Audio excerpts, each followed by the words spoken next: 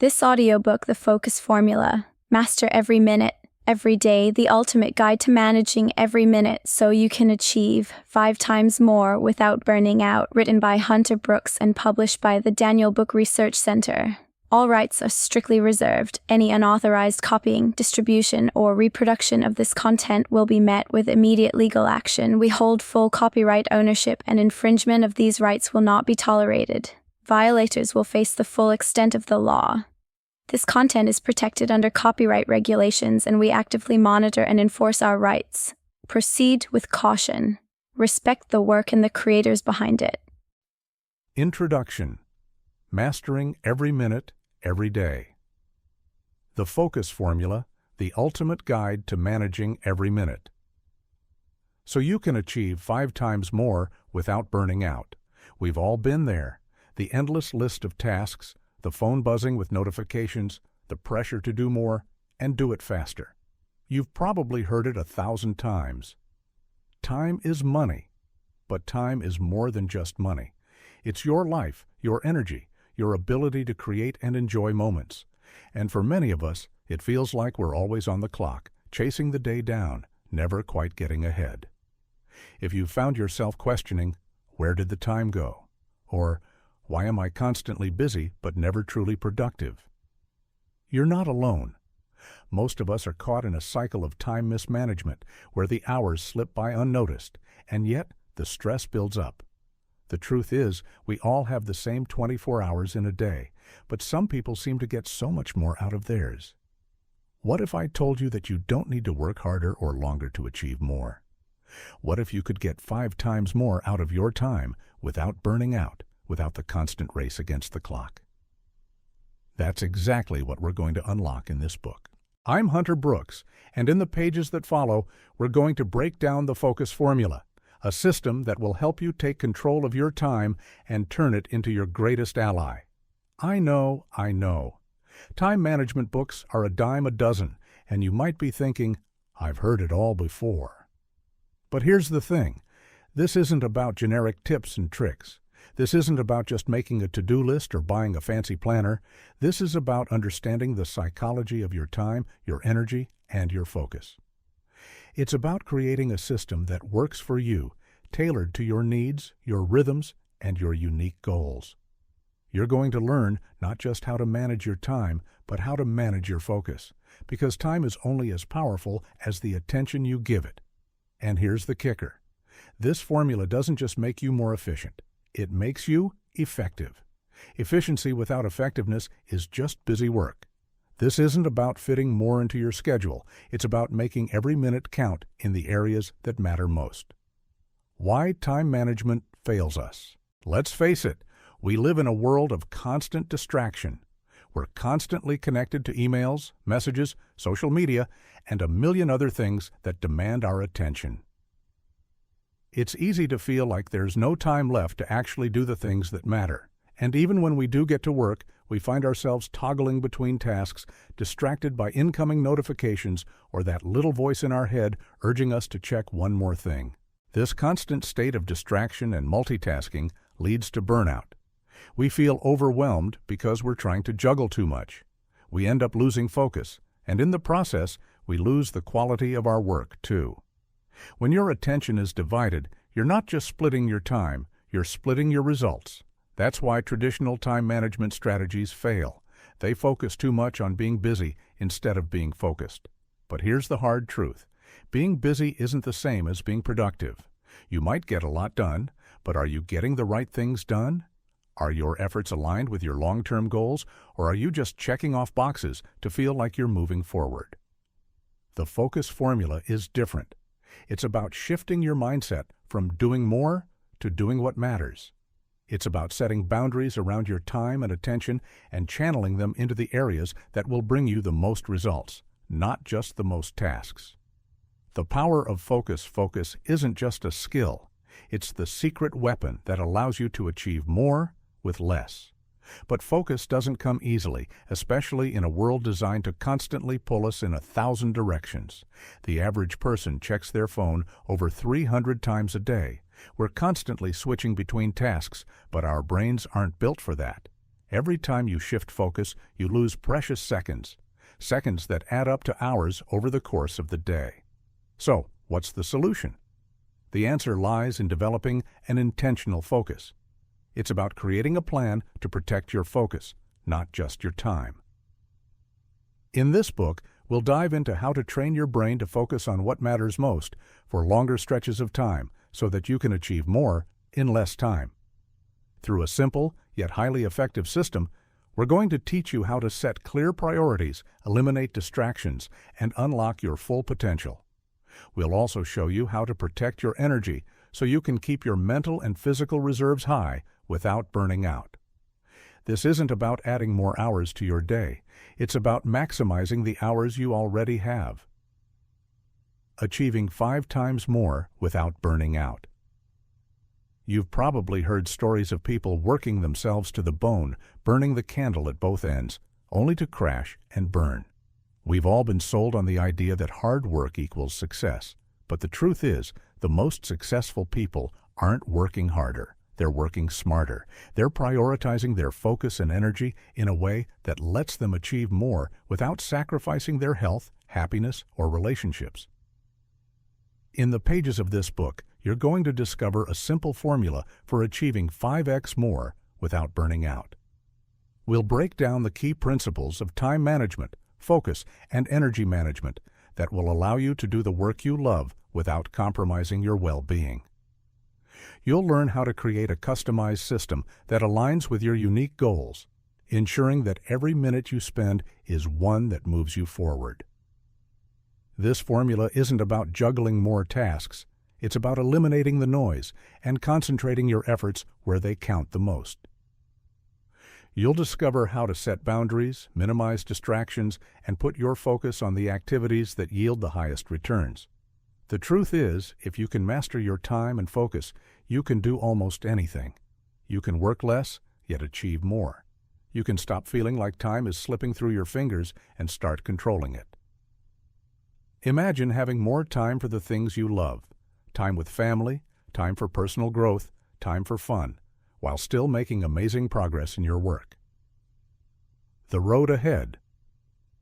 In this book, we'll walk you through the exact steps you need to take to become a master of your time, your focus, and your life. Each chapter will build on the last, giving you the tools you need to make lasting changes in how you approach your time. From understanding the science of focus to creating a daily routine that maximizes your productivity, you'll learn how to operate at your best every single day. The best part? You don't need to work longer hours or sacrifice your happiness. All you need is a little focus, some intentionality, and the right strategies to unlock your full potential. By the time you finish this book, you'll have the tools and mindset you need to achieve 5 times more without burning out. Let's dive in. Your focus is waiting. It's time to take control of every minute and start living the life you've always dreamed of. Chapter 1. The Power of Time Mastery. The Illusion of Control. Why time feels like it's slipping away. Time is a funny thing. It seems to slip through our fingers no matter how hard we try to hold on to it. Have you ever found yourself staring at the clock, wondering where the last few hours went? It doesn't matter how many to-do lists you've written or how much you've planned. The clock keeps ticking, and time seems to vanish before your very eyes. It's a universal feeling. We're all busy, running around, trying to get things done, and yet we never feel like we have enough time. You check the clock, and it's already 2 p.m. when you swore it was 10 a.m. just minutes ago. The sense of time slipping away is so prevalent that it's almost ingrained in the human experience. But why does time feel like this? Why does it seem like we have so little of it? The first reason lies in the simple fact that time, unlike money or resources, is non-renewable. You can lose money, work hard, and earn it back. You can fall behind in other areas of life and catch up, but time once spent is gone forever. There's no getting it back, and this makes us feel like time is constantly running out, especially when we're caught in a cycle of endless tasks and distractions. In the modern world, distractions are everywhere. We're bombarded with notifications, messages, emails, and the constant pull of social media, all of which demand our attention. It's like you're being pulled in 100 different directions at once, and the next thing you know, your free time has evaporated, and you've made zero progress on what really matters. The illusion of control comes from the belief that we can somehow manage all of this chaos and still keep our lives intact. But in reality, we can't. We're not meant to juggle everything. That's where the myth of multitasking comes in. We think we can do it all. Answer emails while cooking dinner, make a phone call while driving, check our Instagram feed during a meeting. The truth, however, is that multitasking only makes us less efficient and more stressed. Studies have shown that when we switch between tasks, we waste time getting back into the groove and the quality of our work drops. It feels like we're doing everything, but we're getting nothing done. Time, once again, slips away from us. So what's the real issue here? It's that we're giving in to the illusion of control. We think we can fit everything in, but the truth is we can't do it all. And more importantly, we shouldn't try. Time mastery isn't about controlling every second. It's about understanding that time is a limited resource and learning how to use it intentionally. The moment you recognize this truth is when you can start to reclaim control over your life. The key is shifting from the illusion of control to the power of conscious, deliberate action. How time is your most valuable asset. In a world that runs on productivity and success metrics, time is often the most overlooked asset. We focus so much on money, status, and accomplishments that we forget about what really makes those things possible in the first place. Time. Without time, nothing happens. All your dreams, your goals, and your ambitions are tied to one fundamental thing: time. Think about it. If you don't have time, you don't have the ability to work on your goals. If you don't have time, you don't have the space to build relationships, grow your career, or enjoy life's most precious moments. Time is the currency of your life, and it's the one thing you can never get more of.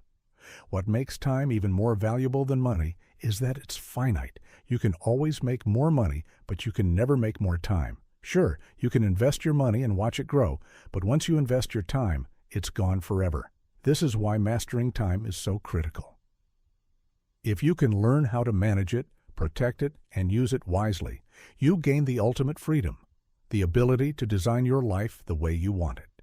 Let's break this down. Imagine that time was like a bank account. Each day you're credited with a certain number of hours, 24 to be exact. At the end of each day, those hours are gone. No rollovers, no carryovers, no refunds. The balance is reset every 24 hours. But unlike a real bank account, once the day's time is gone, it's gone forever. The question then becomes, what are you doing with your daily time deposit? It's easy to take time for granted, to squander it on things that don't matter.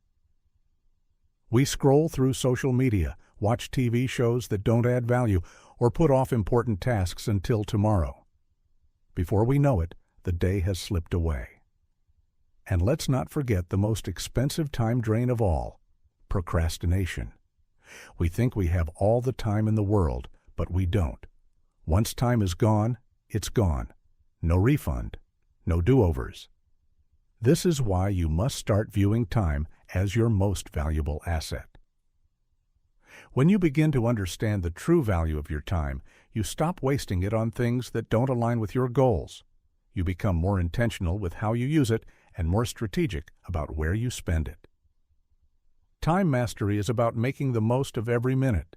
The more control you have over your time, the more control you have over your life. The concept of time. Scarcity versus time abundance. In today's world, time often feels scarce. There's a constant pressure to do more, to be more, and to accomplish everything as fast as possible. We live in a culture where being busy is seen as a badge of honor, even if that busyness doesn't lead to meaningful progress. Time feels scarce because we're stretched thin and overwhelmed by the endless tasks and demands on our time. But here's the thing. Time scarcity is a mindset. It's a belief that there's never enough time, and no matter how hard you try, you'll always be falling behind. The more you believe in time scarcity, the more stressed you become, and the more likely you are to feel like you're constantly playing catch-up. This mindset creates anxiety and fuels the feeling that time is slipping away, making it harder to stay focused and productive. On the flip side, there's the concept of time abundance. Time abundance isn't about magically having endless hours to do everything you want. It's about shifting your perspective. It's about recognizing that you have all the time you need to accomplish what matters, but you have to be strategic with how you use it. Instead of focusing on the things you don't have time for, time abundance is about recognizing that you have the power to choose what you do with your time. When you embrace time abundance, you stop feeling like you're constantly running out of time. You begin to view each day as a blank canvas, filled with possibilities. This mindset allows you to prioritize what truly matters rather than reacting to every distraction that comes your way. It empowers you to take control of your day, your tasks, and your life, knowing that you have the time to create the outcomes you desire. The difference between time scarcity and time abundance is in the choices you make. With time abundance, you start focusing on what's essential, cutting out the distractions that don't add value, and creating systems that allow you to accomplish more in less time. It's about moving from a reactive mindset, constantly feeling like you're racing the clock, to a proactive mindset where you are in control of your time and your destiny. Ultimately, time mastery is about shifting your mindset from a place of scarcity to one of abundance. It's about realizing that you have the ability to shape your days and your life with intention. The more you understand time as a finite, valuable resource, the better you can manage it, use it wisely, and ultimately live a life of greater purpose and fulfillment. Mastering time isn't just about managing your hours, it's about changing the way you think about time. It's about moving from the illusion of control to the reality of deliberate, focused action. In the chapters ahead, we'll dive deeper into how you can implement this mindset and use it to unlock your full potential, achieve more than you ever thought possible, and do it all without burning out. It's time to take control of your time and, in turn, your life. The cost of mismanagement. The hidden price of procrastination. Procrastination is the sneaky thief of time, the hidden cost we all pay for putting off tasks until the last possible moment. It creeps in when you tell yourself, "I'll do it tomorrow," or "I'll start after a break." In the moment, procrastination feels harmless, like a small indulgence or a well-deserved rest. But if you pull back the curtain and look at the bigger picture, the cost is far more significant than most people realize. We often think of procrastination as a minor inconvenience, something that delays a deadline or interrupts our productivity for a few hours or even days. But it's much more insidious than that. Each time you procrastinate, you're paying a hidden price in the form of stress, guilt, and lost opportunities. The first price of procrastination is the most obvious: the time you lose. The task you delayed yesterday is now a task you need to fit into an already packed schedule. As time marches on, you can't simply wave a magic wand and make that lost time appear again. It's gone, and the more you put things off, the further you dig yourself into a hole, making it harder to catch up. Instead of steadily moving forward, you're constantly scrambling to make up for lost time, leaving you with an overwhelming sense of being behind. But the hidden price doesn't end there. Procrastination also comes with a heavy mental and emotional toll. Every time you delay an important task, a little knot forms in the pit of your stomach. You feel that nagging sense of guilt, that inner voice reminding you that you should be doing something else. It might seem small at first, but over time, this stress adds up. As the task gets bigger and the deadline gets closer, that knot tightens, and the stress builds to the point where you become paralyzed. Your ability to take action becomes hindered by the weight of what's hanging over your head, and the task that was once manageable now feels insurmountable. Then there's the loss of momentum. When you procrastinate, you're essentially giving up the energy you could have used to build momentum toward your goal. You stop making progress, and as a result, it becomes harder to get started again. Every minute of procrastination is like a missed opportunity to gain momentum, And without momentum, even the simplest tasks start to feel like major obstacles. Procrastination kills your ability to move forward, turning easy tasks into monumental challenges. The hidden price of procrastination isn't just measured in the time you lose or the stress you accumulate. It's also about the opportunities you miss while you're stuck in this cycle of delay. Every time you procrastinate, you're sacrificing the chance to grow, learn, and accomplish something new. The task you put off today could have opened a door to new opportunities, but now that door remains shut because you didn't act when you had the chance. Procrastination, then, isn't just about pushing things off. It's about holding yourself back. And every time you choose procrastination over action, you're paying a price that adds up over time, often in ways you don't fully realize until it's too late. How wasted time leads to burnout. If procrastination is the slow, creeping thief of time, then wasted time is the energy-draining vampire that sucks the life out of you over the long term. When we talk about time mismanagement, wasted time often comes hand in hand with burnout. This is the unfortunate result of constantly feeling like you're too busy without ever feeling like you're accomplishing anything meaningful. It's the constant feeling of being on a treadmill, running as fast as you can, but never getting any closer to your destination. Wasted time takes many forms: endless hours scrolling through social media, sitting in meetings that don't matter, checking your email for the 15th time that day, or getting distracted by irrelevant tasks while something far more important is sitting on your to-do list. At first glance, none of these individual actions seem all that harmful. They're quick breaks or harmless distractions. But when you add them up over the course of a week, a month, or a year, the effect is staggering. Wasting time doesn't just steal minutes or hours from your day, it steals your energy, your motivation, and your mental clarity. The longer you engage in activities that don't serve your goals, the more drained you feel. What happens is that your energy becomes fragmented.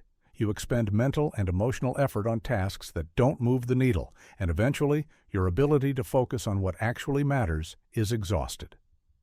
This is the beginning of burnout. Burnout doesn't happen overnight. It's the result of months, sometimes years, of poor time management. It's the cumulative effect of constantly putting yourself in situations where you're overwhelmed, overworked, and underprepared. And the worst part is, it often happens gradually, so you don't realize the toll it's taking on your well-being until you've hit the point of no return. When you waste time, you start to feel like you're constantly running behind.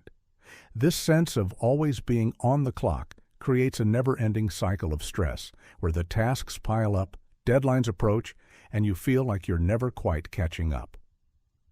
As the pressure builds, so does the mental and physical exhaustion. Your mind starts to rebel, your body starts to break down, and before long, you're running on fumes. At this point, the very thing you've been avoiding, taking a break or managing your time, becomes unavoidable. The only thing left to do is rest, but by that time, the burnout is already well underway. Time is the ultimate currency, and when you waste it, you're not just losing productivity. You're setting yourself up for exhaustion, frustration, and eventually burnout. The key to avoiding this fate lies in recognizing wasted time as the silent killer of your energy and motivation.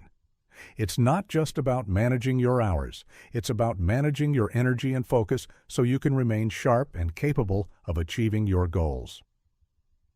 Consequences of poor time allocation on mental health. Time mismanagement doesn't just affect your productivity, it also has significant repercussions for your mental health. Poor time allocation creates a constant state of anxiety, overwhelm, and frustration, all of which can severely affect your emotional well-being.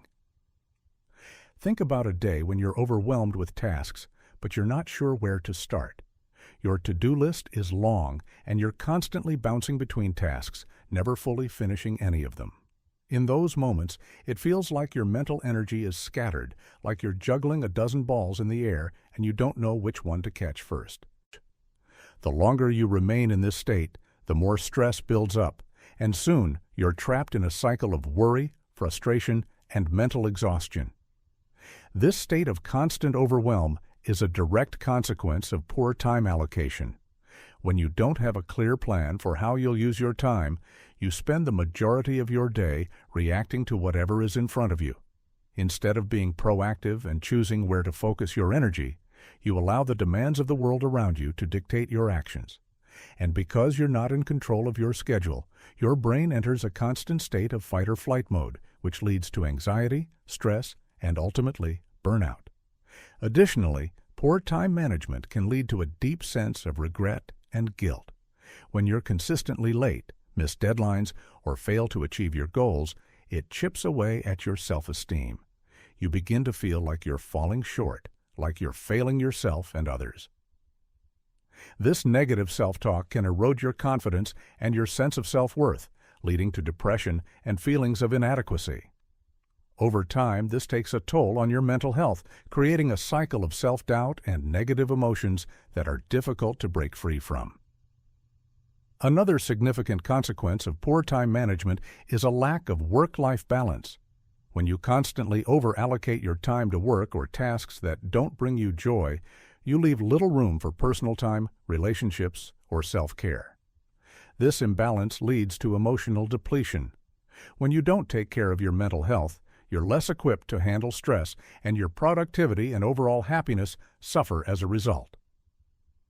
The mental health consequences of poor time management aren't just a temporary inconvenience. They compound over time, affecting your ability to think clearly, make decisions, and stay focused. And before you know it, the stress of your chaotic schedule becomes a permanent fixture in your life. The bottom line is this: poor time management doesn't just affect your work, it affects your whole life. By mismanaging your time, you're not only jeopardizing your productivity, but also your mental and emotional well-being. Time is a resource that should be respected and utilized with intention. When you master your time, you also master your peace of mind. The cost of mismanagement is steep, but the rewards of mastery are immeasurable.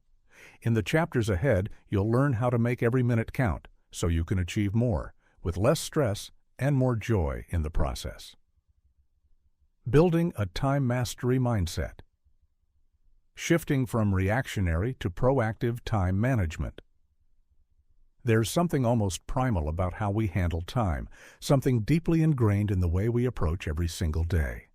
It's easy to fall into a reactionary mindset when managing time, where we're constantly reacting to events, demands, and external pressures instead of taking control of them. Think about it. When was the last time you truly set your own agenda? When did you wake up and feel like you had a clear plan, a set of intentions that aligned with your long-term goals, rather than just reacting to what came your way? If that feeling of ownership over your day is rare, then it's time for a shift from reactionary time management to proactive mastery. Proactive time management means that you are actively designing your day, not letting the day design you. It's about taking control of the things that matter to you, your projects, your relationships, your health, by planning ahead, setting clear intentions, and aligning your actions with your goals. For years, I lived in a reactive state, constantly scrambling to put out fires, handling what was urgent but never really what was important. It wasn't until I hit a wall, burnt out and exhausted, that I realized I needed to change my approach. I remember this one day in particular where I had an entire list of things I needed to do. But as the day wore on, I found myself drifting into tasks that didn't move the needle. I spent half the morning responding to emails that could have waited, chatting with colleagues about trivial matters, and even getting distracted by social media. By the time I looked at my list again, I realized I'd barely made a dent. I felt like I was running in place. That was when I realized the problem. I wasn't managing my time. I was simply reacting to whatever came my way. This shift from being reactive to proactive doesn't happen overnight, but it's possible. It starts with recognizing that you are in control and that every choice you make throughout the day will either bring you closer to your goals or pull you further from them. To make this shift, it's crucial to start by creating a daily plan, not just a to-do list. A to-do list is reactive by nature. It's a collection of tasks that need to get done but it doesn't consider the bigger picture. A daily plan, on the other hand, aligns with your goals. It's about allocating your time purposefully, without allowing distractions to take over. It's setting your intention each morning with the full awareness that your time is your most valuable asset. Take 5 minutes every morning to ask yourself, what will I achieve today that moves me closer to where I want to be in the long run?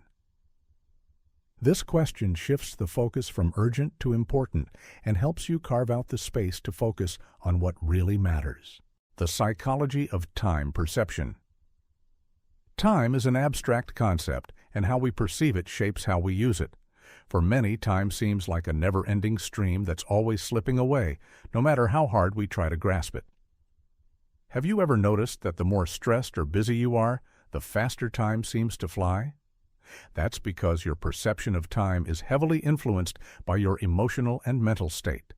The more overwhelmed or chaotic life feels, the more fleeting time seems. On the flip side, when we're engaged in something enjoyable or fulfilling, we often lose track of time entirely. This is called time dilation, or the feeling that time either speeds up or slows down, depending on our level of engagement or stress. Understanding the psychology of time perception can help you manage it more effectively. The key here is to become aware of how your mind plays tricks on you when it comes to time. You see, when we're constantly busy or distracted, we tend to underestimate how long tasks will take. Our perception of time becomes warped, and we're more likely to feel rushed, even when there's no immediate urgency. We think we don't have enough time to get things done, when in reality, we may have plenty of time if we used it more effectively.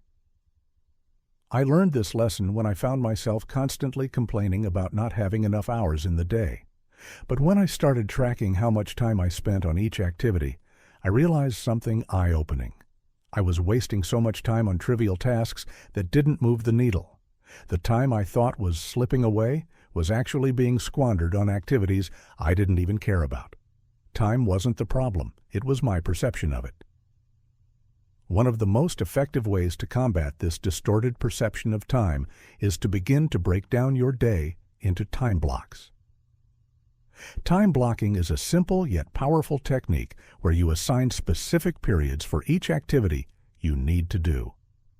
The idea is to eliminate the mental clutter of switching between tasks and focusing instead on one thing at a time. When you use time blocking, you begin to see just how much time you have available, and more importantly, how much you're wasting on distractions. Time blocking also helps you overcome the time famine mindset, which is when you feel like you never have enough time. By seeing how your time is allocated, you become more aware of where you might be overestimating how much time certain tasks take. This awareness, in turn, gives you a greater sense of control over your day, and with it, more peace of mind. Cultivating mindfulness for better time. Awareness. Time isn't just about the minutes and hours we measure on a clock, it's also about how we experience those moments. One of the most powerful tools for building a time mastery mindset is mindfulness. Mindfulness, the practice of being fully present in the moment, helps you slow down and become more aware of how you're using your time.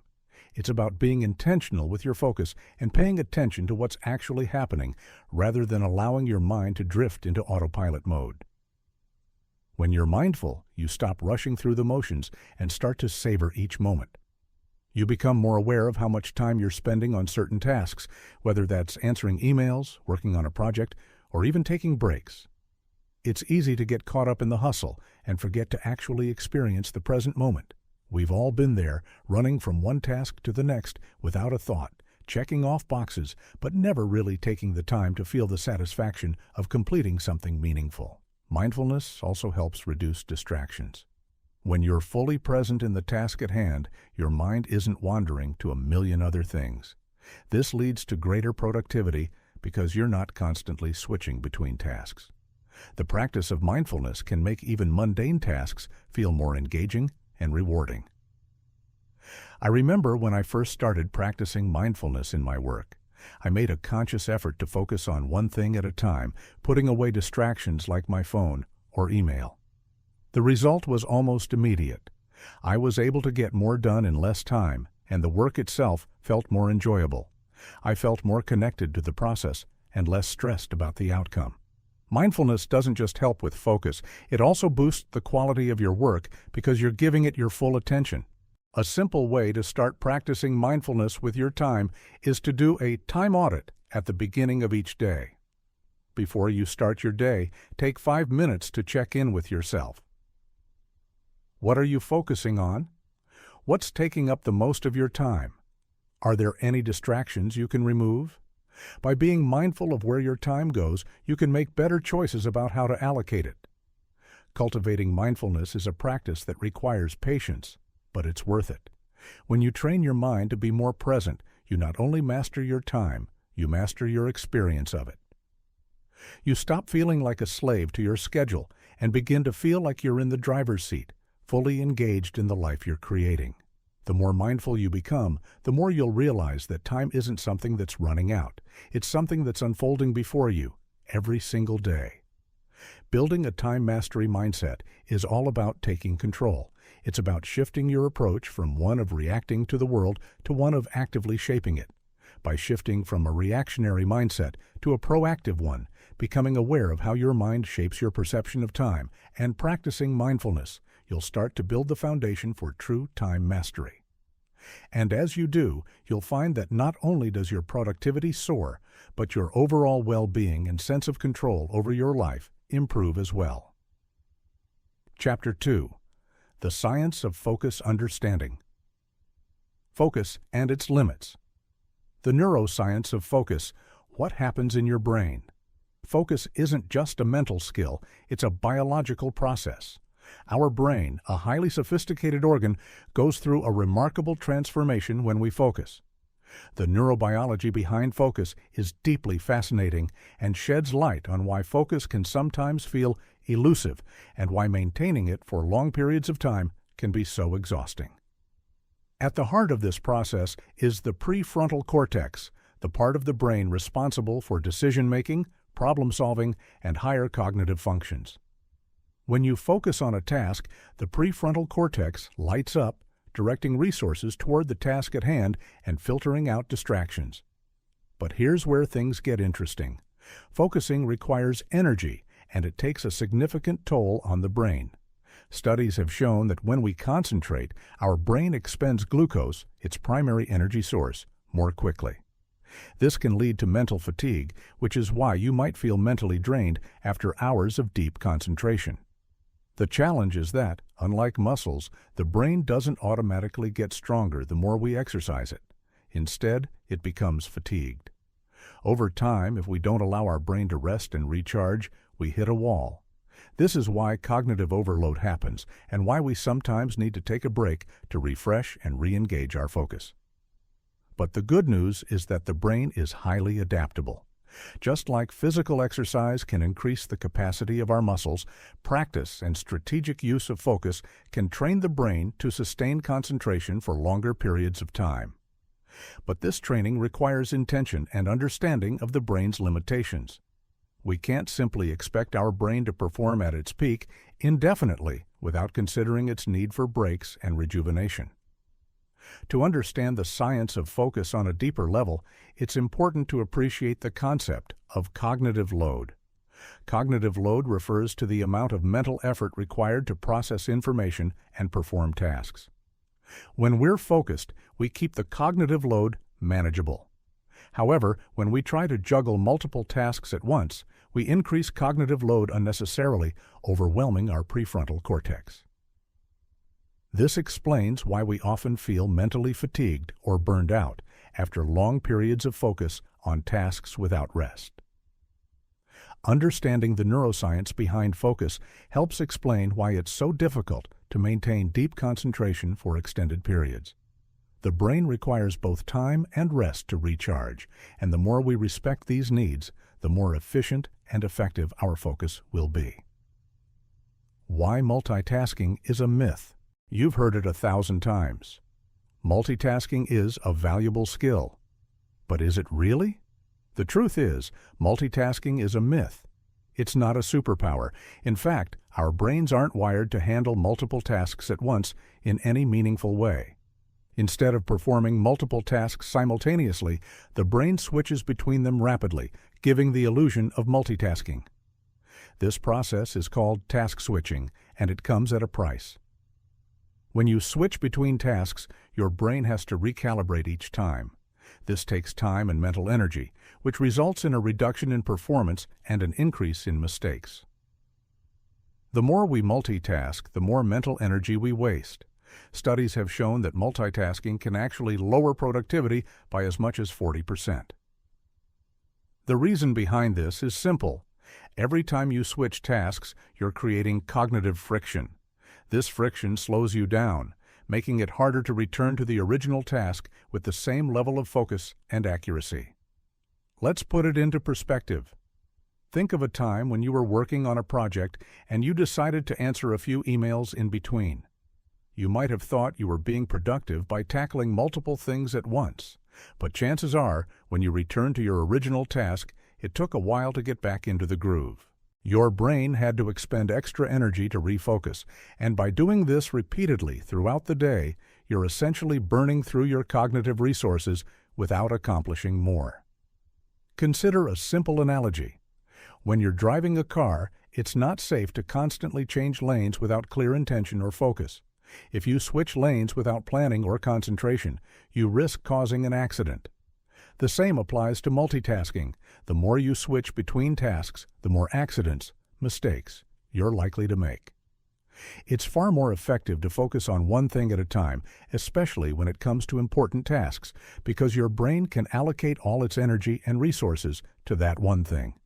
But don't be fooled into thinking that multitasking only affects complex tasks. It can have an impact on even simple, everyday activities. Imagine trying to have a conversation while scrolling through social media. Not only are you losing out on the quality of the conversation, but you're also not truly engaged with what's happening in the moment. You're splitting your focus between the task and the distraction, creating a fractured, unproductive experience. The bottom line is that multitasking is a cognitive drain. If you want to truly maximize your productivity, you need to embrace the single-task mindset. Focusing deeply on one thing at a time will not only reduce the mental fatigue of switching gears constantly, but it will also increase the quality of your work and the satisfaction you get from completing tasks. The role of dopamine in focus and productivity. Now that we've covered the science behind focus and the limitations of multitasking, let's take a look at how our brain's chemistry plays a crucial role in our ability to focus and stay productive. Specifically, dopamine, the feel-good neurotransmitter that is deeply connected to motivation, reward, and focus. Dopamine is often associated with pleasure, but it also plays a critical role in our attention and motivation. When you accomplish something, whether it's a small task or a big one, your brain releases dopamine as a reward. This release of dopamine not only feels good, but it also reinforces the behavior that led to the reward, motivating you to do it again. In essence, dopamine is what drives you to stay focused on tasks because it helps you feel good about completing them. But here's the catch. Dopamine is a double-edged sword. While it motivates us, it also feeds into the cycle of instant gratification, making it harder to focus on long-term goals. For example, every time you check your phone for a notification or refresh your email inbox, you're seeking a small dopamine hit. This constant search for quick rewards can hijack your attention and make it more difficult to stay focused on tasks that don't provide immediate satisfaction. This is why staying focused on tasks that don't offer instant gratification can be challenging. If you're working on a long-term project, the dopamine hits are fewer and farther between, and this can lead to feelings of boredom or frustration. This is why many people give in to distractions. They're seeking those small bursts of dopamine that come with social media likes, messages, or new notifications. The key to managing dopamine and improving focus is understanding its role and learning to balance it. One strategy is to create dopamine rewards for yourself. For instance, after completing a focused session of work, reward yourself with a short break, a walk, or a treat. This taps into your brain's desire for dopamine, but in a way that aligns with your long-term goals. By rewarding yourself for staying focused, you train your brain to associate sustained focus with positive feelings, which reinforces your ability to maintain concentration in the future. Another way to work with dopamine is by breaking large tasks into smaller, more manageable chunks. When you work on smaller tasks, you experience more frequent dopamine releases, which help you stay motivated and focused over a longer period of time. Instead of focusing on the big, overwhelming task ahead, break it down into smaller pieces that you can complete in a short time. Each time you finish a small task, you get a little dopamine reward, keeping you motivated throughout the process. Ultimately, understanding the role of dopamine in focus allows you to work with your brain's chemistry rather than against it. By managing your dopamine levels and creating a system of rewards that align with your goals, you can enhance your ability to focus, increase productivity, and avoid the distractions that constantly pull you away from your work. Chapter 2: The Science of Focus. The Focus Formula for High Performance. The 90-minute work block. Why it works. If you want to supercharge your productivity, there's a secret weapon that many high achievers swear by: the 90-minute work block. It might sound simple, but this technique has been backed by neuroscience and is one of the most effective ways to harness the brain's natural cycles for maximum focus and efficiency. The science behind the 90-minute work block lies in our brain's natural rhythms. Our brains are governed by something called ultradian rhythms, which are cycles that occur throughout the day. These rhythms, lasting approximately 90 minutes, are the periods during which our brains are at their most alert and capable of deep focus. After about 90 minutes, our focus starts to drop and fatigue sets in, signaling that it's time to take a break. In other words, the brain has a limited capacity to focus deeply. The 90-minute work block allows you to tap into this natural rhythm, maximizing your performance during the peak of your focus. It's an optimal period where your cognitive resources are fresh and you're working in a flow state. After this block of time, a break is necessary to recharge your mental batteries. Without this break, your brain will hit a wall and your productivity will plummet. Think about your most productive moments, those times when you felt completely immersed in what you were doing. Chances are, those moments didn't last for hours.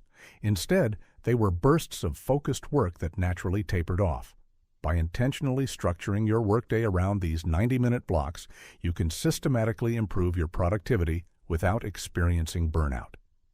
There's another reason the 90-minute block works so well. It's long enough to dive into a task, but short enough to maintain energy and focus. If you set yourself up for longer stretches of time, your mind will wander, and you'll find yourself procrastinating, checking emails, or browsing social media. The 90-minute window ensures that you remain engaged while still honoring your brain's natural need for rest. In addition to its productivity benefits, the 90-minute work block also allows for flexibility. You can tailor it to fit your schedule, using it for deep work or to complete tasks that require focused attention. Whether you're writing, studying, or working on a business project, these short, concentrated sessions allow you to accomplish more without the stress of trying to maintain focus indefinitely. The power of deep work and how to enter it. The concept of deep work, coined by author Cal Newport, is a game changer when it comes to productivity. Deep work refers to a state of focused, undistracted work that allows you to achieve maximum productivity and creative output. The problem is, most of us don't spend enough time in deep work, and instead, we fall prey to shallow work, tasks that are easy to accomplish but don't require much focus, like checking emails or responding to messages. The key to achieving high performance is the ability to tap into deep work consistently. Deep work requires more than just sitting at your desk for hours. It requires the elimination of distractions, a clear goal, and an environment conducive to focus. In a world full of constant notifications and interruptions, Entering deep work is becoming increasingly difficult, but it's not impossible. You can train yourself to enter this state and make the most of your focused time. One of the first steps in entering deep work is preparing your environment. To focus deeply, you need to eliminate distractions. This means turning off your phone, closing irrelevant tabs on your computer, and setting clear boundaries with others. If you work in an office, put on noise-canceling headphones or find a quiet space where you can be undisturbed. Your environment should foster a sense of calm and concentration, free from anything that might pull your attention away. Next, you need to establish a ritual that signals the beginning of deep work. This could be as simple as brewing a cup of coffee, lighting a candle, or taking a few deep breaths. Whatever it is, your ritual should be something that tells your brain it's time to focus. The more consistent you are with this routine, the easier it will become to slip into deep work each time. Setting clear, specific goals for each deep work session is another critical element. When you sit down to work, know exactly what you're aiming to accomplish. Instead of saying, "I'll work on my project for an hour," say, "I will complete the first draft of the introduction for this chapter." A clear goal not only gives you direction, but also makes it easier to measure your progress. Having a sense of achievement at the end of a session reinforces the value of deep work and motivates you to return to it again. One of the biggest obstacles to entering deep work is the temptation to check your phone or email. These small distractions can quickly derail your focus, and before you know it, you've wasted 15 minutes scrolling through social media or responding to non-urgent messages. To avoid this, you need to establish a no-interruption policy during your deep work sessions. Turn off notifications, let others know you're unavailable, and resist the urge to check your phone. If your work requires the internet, use apps like Focus at Will or Freedom to block distracting websites. Entering deep work is not something that happens automatically. It takes practice and intention. But once you've mastered it, you'll experience a level of productivity and creativity that is nearly impossible to achieve through shallow work. The key to unlocking this high-performance state is creating an environment that eliminates distractions, setting clear goals, and committing to the process. Creating an environment for optimal focus. The environment in which you work plays a crucial role in your ability to focus. If you're surrounded by clutter, noise, or constant interruptions, it becomes nearly impossible to concentrate. That's why one of the most effective ways to improve focus is by designing an environment that nurtures concentration and minimizes distractions. The first element of an optimal focus environment is physical space. Your workspace should be clean, organized, and free of anything that could divert your attention. If you're working from home, this means creating a dedicated area where you can leave your personal life behind.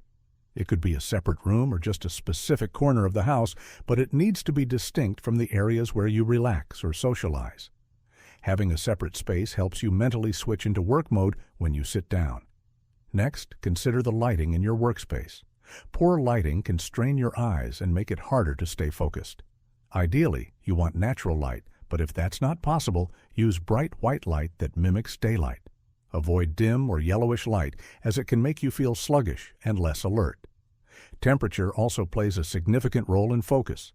Too hot or too cold can distract you from your work. The optimal temperature for focus is around 70 degrees Fahrenheit, 21 degrees Celsius. If you're working in an environment where the temperature fluctuates, invest in a good fan, heater, or air conditioning unit to keep the space comfortable. Your workspace should also be equipped with all the tools and resources you need to get your work done. This could mean having a comfortable chair, a high-quality desk, or any technology that supports your workflow. If you're writing, having a clean, organized desk with everything you need close at hand can save time and prevent unnecessary distractions.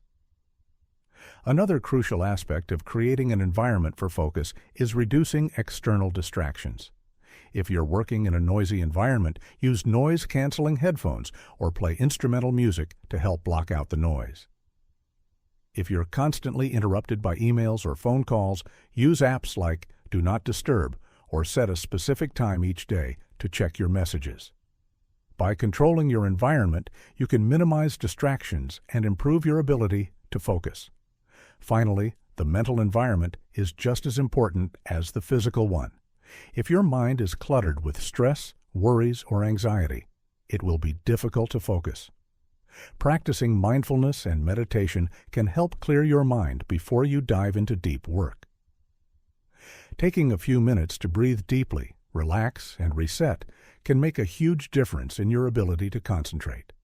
By intentionally crafting your environment, both physical and mental, you create a space where focus can flourish. With a clean, organized, and distraction-free workspace, you set yourself up for success. Combine this with practices like deep work and the 90-minute work block, and you'll be well on your way to mastering focus and achieving high performance in all aspects of your life. Battling distractions and staying on track. Identifying and removing your biggest distractions. Distractions are a formidable enemy in the battle for focus. We've all been there, starting the day with good intentions to accomplish important tasks, only to find ourselves scrolling through social media, checking emails, or even suddenly needing to reorganize the office just to avoid doing the work that really matters. It's not that we don't care about our goals. It's that distractions have become so ingrained in our routines that we often don't realize how much they hijack our attention. The first step in reclaiming your focus is to identify the distractions that tend to pull you away from your most important work. But identifying them isn't as simple as just saying, "My phone is a distraction." Sure, your phone may be a constant temptation, but it's not the only culprit. Distractions can be external, like a loud office, chatty coworkers, or a cluttered desk, but they can also be internal, like your own wandering thoughts or a sense of anxiety that keeps pulling you out of the present moment. For example, I once worked with a client named Sarah, a graphic designer, who was always battling the distraction of just checking one more thing during her work sessions. She'd tell herself that taking a quick glance at social media or reading an email wouldn't be a big deal, but it would always spiral. A 30-second check turned into 15 minutes of mindless scrolling, making it difficult to get back on track. The real issue wasn't the social media apps or emails themselves. It was the underlying habit of using them as a form of escape when the task at hand felt difficult or mentally draining. She was caught in a cycle of avoidance. Identifying distractions is more than just noticing the obvious ones. It's about recognizing the subtle ways in which your mind finds ways to avoid focused work. Ask yourself, what do I do when I feel overwhelmed or stuck? Do I check my phone? Start a new task that feels easier? These are the real distractions, your mind's tricks to avoid engaging with the hard stuff. Once you've identified these distractions, the next step is removal. Sarah, for instance, needed a strategy to break her pattern. One of the simplest but most effective solutions was to change her environment and set boundaries with herself. She began by silencing notifications on her phone and placing it out of reach during work sessions. When her mind started to wander, she would use a timer to set mini work blocks, forcing herself to stay focused for at least 25 minutes before taking a break. This structure helped her combat the urge to check one more thing and reinforced her ability to stay engaged with her work. Removing distractions might sound simple, but it requires a combination of awareness and self-discipline. The key is not to rely on sheer willpower, but to design your environment and habits in a way that makes distractions harder to access. Once you've cleared out the major distractions, you can focus your energy on the tasks that matter, knowing that you've removed the temptation to derail yourself. The art of single tasking. In a world that glorifies multitasking, it's easy to believe that juggling multiple tasks at once is the key to productivity. But the truth is, multitasking is a myth. When you try to do several things at once, your brain is forced to switch between tasks rapidly, which leads to a phenomenon known as cognitive switching. Each time you switch tasks, your brain has to refocus, and this constant switching leads to a loss in productivity. In fact, research shows that multitaskers are often less efficient than those who focus on one task at a time. When I first started managing a team of content creators, I made the rookie mistake of thinking I could juggle everything at once. I'd check emails while writing, answer messages during meetings, and skim reports while talking on the phone. As you can imagine, I didn't make much progress on any one task. I was busy, yes, but I was never truly focused. The turning point came when I started experimenting with single tasking. I began setting specific blocks of time for each task and resisted the urge to hop between them. The first time I tried it, it felt incredibly uncomfortable. My mind was constantly wandering to the other tasks I was supposed to be doing. But over time, single tasking started to feel more natural. I became more immersed in each task, and my productivity surged.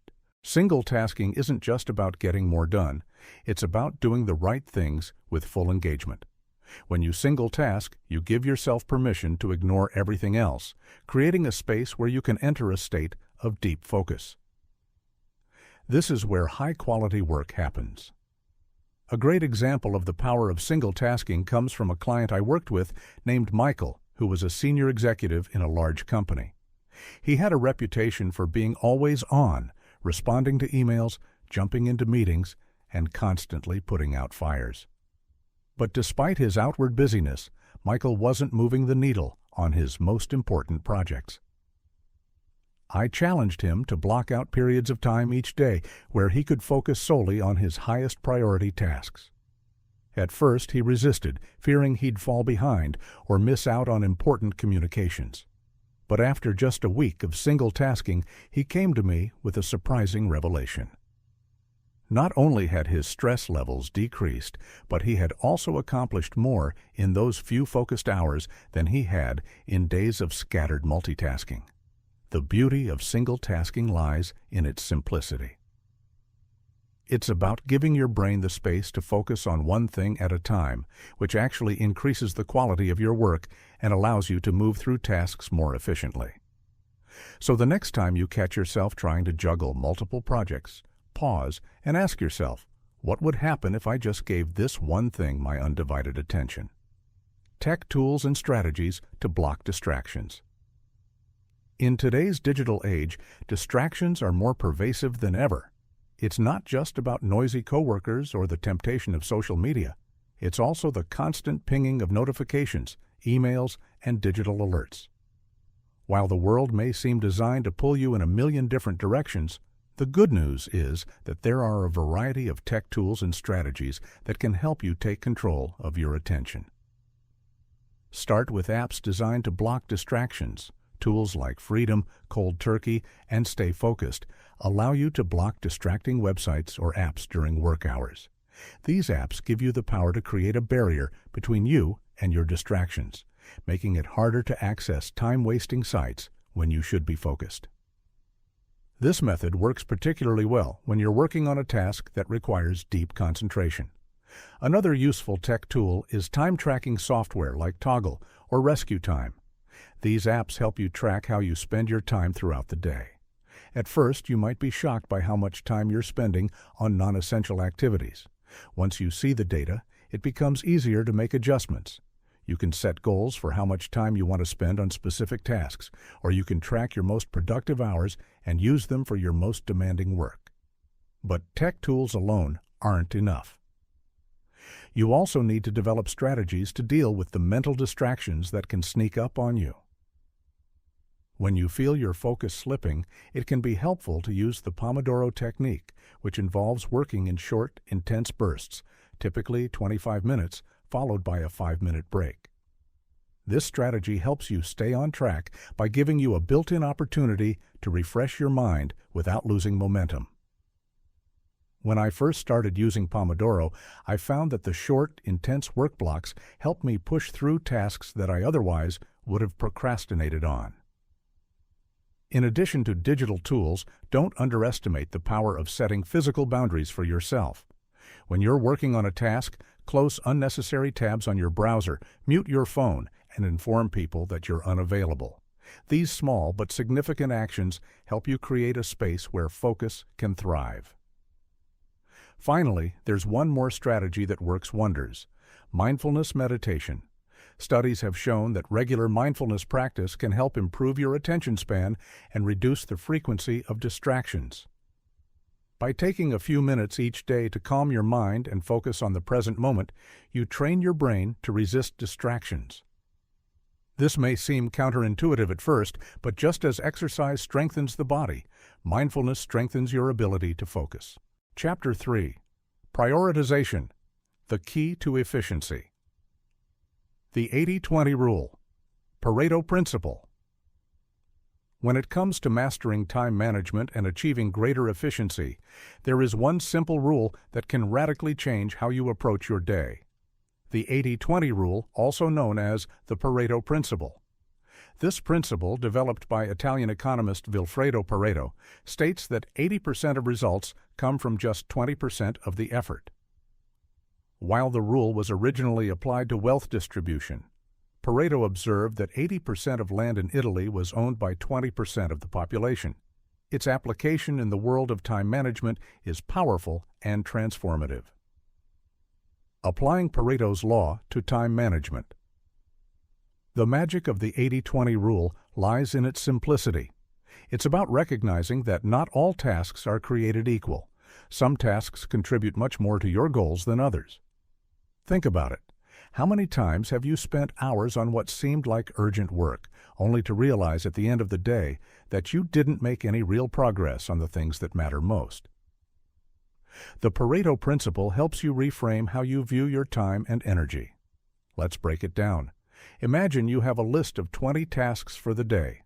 According to the Pareto principle, only 4 of those tasks are likely to produce 80% of your desired results. The other 16 tasks? They're taking up valuable time and energy, but they don't contribute as much to your overall goals. The challenge, then, is identifying which 20% of your tasks will move the needle the most and prioritizing them over the rest. For instance, let's say you're a content creator juggling multiple projects: social media, client work, email marketing, and video production. Each of these tasks is important in some capacity, but certain ones are far more likely to yield significant results. Maybe producing high-quality video content for your YouTube channel drives 80% of your traffic and engagement. Email marketing, while important, only drives 10% of your results. By applying the 80-20 rule, you'd prioritize creating video content over spending hours tweaking your email campaigns. The key to applying the Pareto principle effectively is recognizing where your highest returns come from. In any aspect of your work, there are specific tasks that have an outsized impact on your success. When you identify these tasks, you unlock the ability to work smarter, not harder. But here's where it gets interesting. The 80-20 rule doesn't just apply to your to-do list, it applies to the way you invest your attention. By dedicating your energy and time to the high-impact tasks, you become more intentional in how you allocate your focus. This shift in mindset is what truly unlocks productivity. Identifying your high-impact tasks. Now, identifying your high-impact tasks might seem straightforward at first glance, but it's actually one of the most challenging aspects of mastering time management.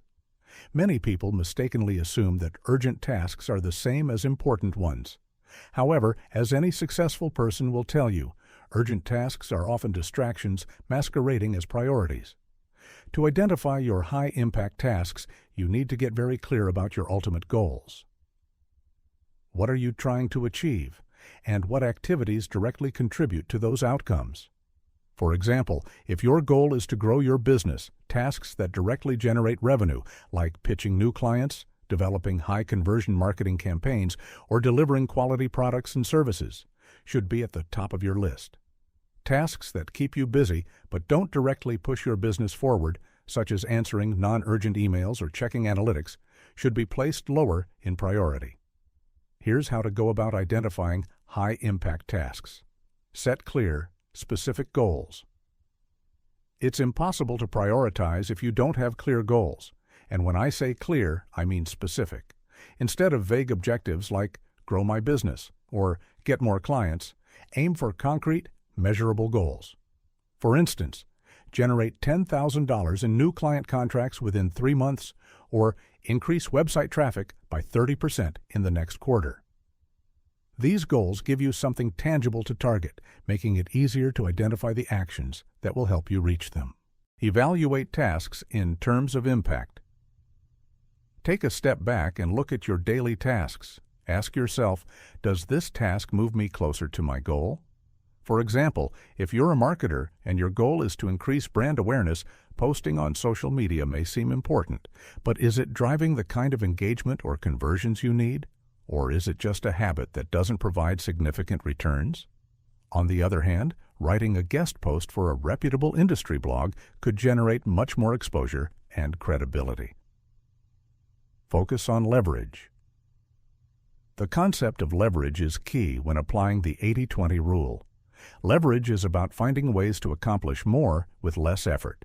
This can come in the form of delegating tasks, automating processes, or creating systems that make your work more efficient. For example, creating an automated email marketing sequence can save you hours of manual work while still nurturing relationships with potential clients. Instead of responding to individual inquiries every day, you set up a system that nurtures your leads automatically. The leverage concept isn't just about scaling your efforts, it's about working with what you have to make the most impact. When you're clear about where to focus your energy, you unlock the ability to achieve more without burning out.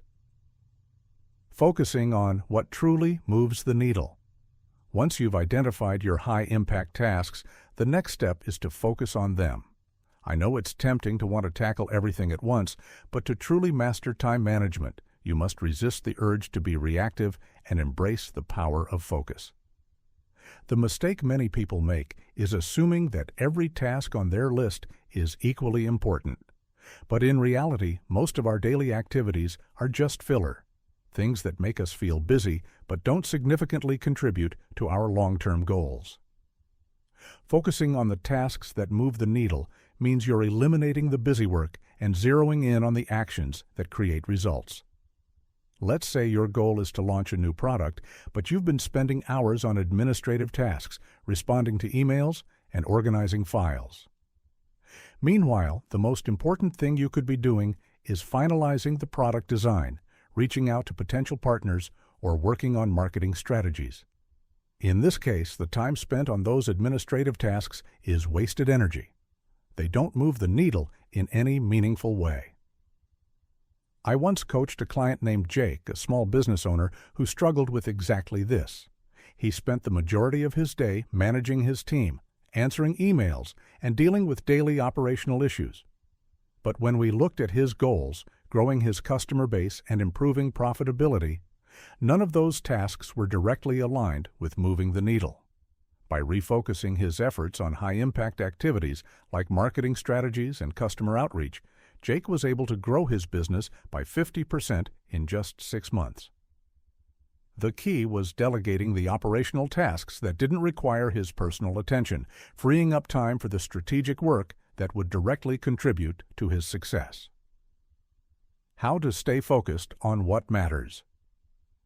The biggest challenge of prioritization is the tendency to get distracted by the shiny object syndrome, the urge to jump from task to task without fully completing any of them. It's easy to get sidetracked by the next big idea or the most urgent demand, but these distractions often come at the cost of your long-term goals. To stay focused on what truly moves the needle, create a system for time blocking and task prioritization. Time blocking allows you to dedicate specific chunks of time to the most important tasks, ensuring that they don't get lost in the shuffle. And by categorizing your tasks based on their impact, you make it clear which activities deserve your focus and energy. Another strategy is to create a daily top 3 list. Every morning, identify the top 3 tasks that will make the biggest difference toward achieving your goals. Commit to completing these before anything else, even if it means putting off less important tasks. When you finish those top tasks, you'll feel a sense of accomplishment, knowing you've made progress on what matters most. In conclusion, the 80-20 rule isn't just about working harder, it's about working smarter. By identifying your high-impact tasks and focusing on what truly moves the needle, You can accomplish far more than you ever thought possible. It's about eliminating the clutter and directing your attention to the areas that yield the greatest results. Time, after all, is the most valuable resource we have. The key is learning how to spend it on the things that matter most. The Eisenhower Matrix for Task Management. There's a good chance you've heard the phrase urgent versus important tossed around, especially in the world of time management. But while these terms seem simple on the surface, they can often cause confusion when it comes to deciding where to direct our time and energy. This is where one of the most powerful tools for prioritization comes in, the Eisenhower Matrix. It's a deceptively simple system, but it holds the key to mastering task management, reducing stress, and boosting productivity. If you've ever found yourself constantly scrambling to put out fires, reacting to every emergency, and wondering how the most important tasks never seem to get done, you've likely fallen into a trap that many others fall into, confusing urgency with importance. The Eisenhower Matrix helps clear this confusion and provides a framework to help you focus on what really matters, understanding urgent versus important tasks. Before diving into the specifics of the Eisenhower Matrix, we need to distinguish between urgent and important tasks. While these two concepts often overlap, they are not interchangeable. Urgent tasks are those that require immediate attention. These are the tasks that scream for your attention, often creating a sense of emergency. For example, receiving an email with a deadline approaching in a few hours, a phone call that requires an immediate response, or a customer complaint that needs to be handled right now. Urgency often drives our actions, and we feel pressured to respond quickly. But urgency doesn't always equate to importance. Important tasks, on the other hand, contribute significantly to your long-term goals and objectives. These tasks are aligned with your values, and they move the needle on what truly matters in your life or business. They may not scream for your attention, and they might not have an immediate deadline, but they are essential for your overall success. Examples include developing a strategy for growth, working on personal development, or creating content that aligns with your business vision. The problem arises when we confuse the two. Urgent tasks demand attention, while important tasks often get pushed aside because they don't come with that same sense of urgency.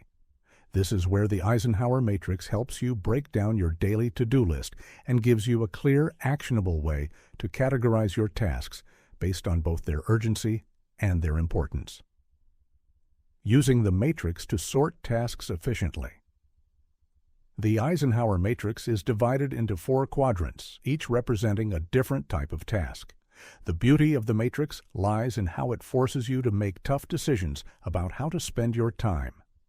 Here's how it works. Quadrant 1. Urgent and important. Do first. These are tasks that require immediate attention and have significant consequences if left undone. They are both urgent and important. They're the proverbial fires you need to put out right now. Think of a looming deadline for a project, a crisis at work, or an urgent customer issue that requires your immediate focus. You should prioritize these tasks above all else. The key is to focus on completing these first, with no distractions. Example: you need to submit a report to a client by the end of the day, and if you don't, the client might cancel their contract. The task is both urgent and important, so it's your top priority. Quadrant 2. Not urgent, but important schedule. This is the quadrant that most people tend to overlook. These are the tasks that will have the biggest impact on your long-term success, but they don't require immediate action. They often relate to strategic planning, personal growth, and goal setting. These are the things that will prevent future crises and allow you to achieve bigger results. The challenge here is to schedule these tasks into your calendar rather than letting them fall by the wayside in favor of more urgent matters. Example: writing your business strategy for the next year or spending time on self-development. These tasks are essential for long-term success, but are easy to push aside in the face of more immediate demands. Quadrant 3. Urgent but not important. Delegate. These are tasks that demand your attention now but have little or no bearing on your long-term goals. They tend to drain your time and energy, yet they don't truly contribute to your success. The key with these tasks is delegation. If you can pass these tasks off to someone else, whether it's a colleague, a virtual assistant, or a subcontractor, do so immediately. This frees up your time to focus on the tasks that really matter. Example: a colleague interrupts you with a minor issue that needs your attention, or you're required to attend a meeting that doesn't contribute to your goals. These tasks are important in the moment, but don't provide lasting value. Quadrant 4, not urgent and not important. Eliminate. Finally, there are tasks that are both not urgent and not important. These are the time wasters. They're the things you do out of habit or comfort, but they don't move you forward in any meaningful way. Think about scrolling through social media, mindlessly checking your email, or engaging in small talk that doesn't benefit your productivity. These tasks should be eliminated or minimized as much as possible. Example: watching TV for hours, checking your phone every few minutes, or doing low-priority administrative work that doesn't align with your goals. These tasks eat up your time without providing any real value. The key to using the Eisenhower matrix effectively is to categorize your tasks regularly. Every morning or the night before, take a few minutes to review your to-do list and decide which quadrant each task belongs in. This quick decision-making process can save you hours of time each week. How to prevent the firefighting syndrome. One of the biggest challenges with time management is getting caught in a constant cycle of firefighting. Firefighting is when you spend all your time putting out small fires and dealing with urgent but ultimately unimportant issues. This prevents you from focusing on the big picture and important tasks that actually move you closer to your goals. The reason firefighting happens is because urgent tasks often demand our immediate attention, and it's easy to get caught in the trap of reacting to every crisis that comes your way. The more you respond to urgent matters, the more they seem to come up, and suddenly your entire day is consumed by putting out fires, leaving no time for important, non-urgent activities. To prevent this, the Eisenhower matrix can serve as a wake-up call. It's important to recognize when you're getting bogged down in urgency without addressing importance. If your daily routine revolves around constantly reacting to urgent matters, you need to pause and reassess. Here's how to stop firefighting and focus on long-term success. Recognize the cycle. The first step is awareness. Recognize when your day is spiraling into firefighting mode. This happens when your to-do list is filled with urgent tasks and nothing ever seems to get done beyond that. If you're spending most of your time on Quadrant 1 tasks, that's a sign you're in firefighting mode. Block time for important tasks. Prevent firefighting by scheduling time in your calendar for tasks in Quadrant 2, not urgent but important. These are the tasks that will make the biggest difference in your life or work, but they don't always demand immediate attention. By blocking out time for these tasks, you ensure they don't get drowned out by the urgent matters of the day. Learn to say no. Often, firefighting is a result of taking on too many tasks in the first place. Saying yes to everything means you're adding more urgency to your plate. Practice saying no to non-essential tasks and delegate tasks in Quadrant 3 as much as possible. Create systems to avoid crisis. Much of firefighting happens because things are reactive, not proactive. By creating systems to handle tasks in advance, such as automated email responses, scheduled content, or preset meetings, you reduce the likelihood of dealing with last-minute issues. A little upfront planning goes a long way. The art of saying no. In a world that constantly demands more of our time, whether from work, family, friends, or society at large, it can feel almost impossible to say no. We're conditioned to say yes to every request, every meeting, every favor. The idea of turning someone down often comes with a heavy dose of guilt and anxiety. But here's the truth. Learning to say no is one of the most powerful skills you can develop when it comes to time mastery. The art of saying no is not about shutting people out or being rude. It's about setting boundaries that protect your time, energy, and focus so that you can prioritize what truly matters. In this section, we're going to dive deep into why saying no is crucial to your success and how to do it without feeling guilty. We'll also explore the practice of selective commitment, which helps you say no to the things that don't align with your priorities so you can commit fully to the things that truly matter. The power of boundaries in time mastery. Boundaries are like the guardrails on a highway. They keep you on track and prevent you from veering off course. Without clear boundaries, we become subject to the demands and requests of everyone around us. This leads to scattered focus, a lack of control over our time, and a deep sense of burnout. When you establish boundaries around your time, you create the space to focus on what's important to you, your goals, your relationships, your personal growth.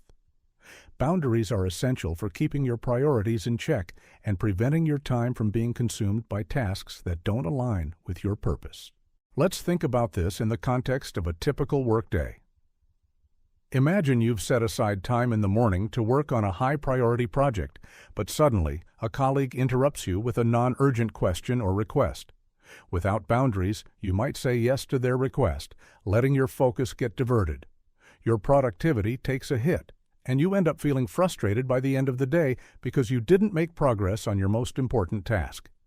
Now, imagine if you had set a boundary around your work time, perhaps even telling your colleagues that you are not to be disturbed during certain hours. By doing so, you protect your most valuable resource, your focus. Establishing boundaries doesn't just apply to work, though.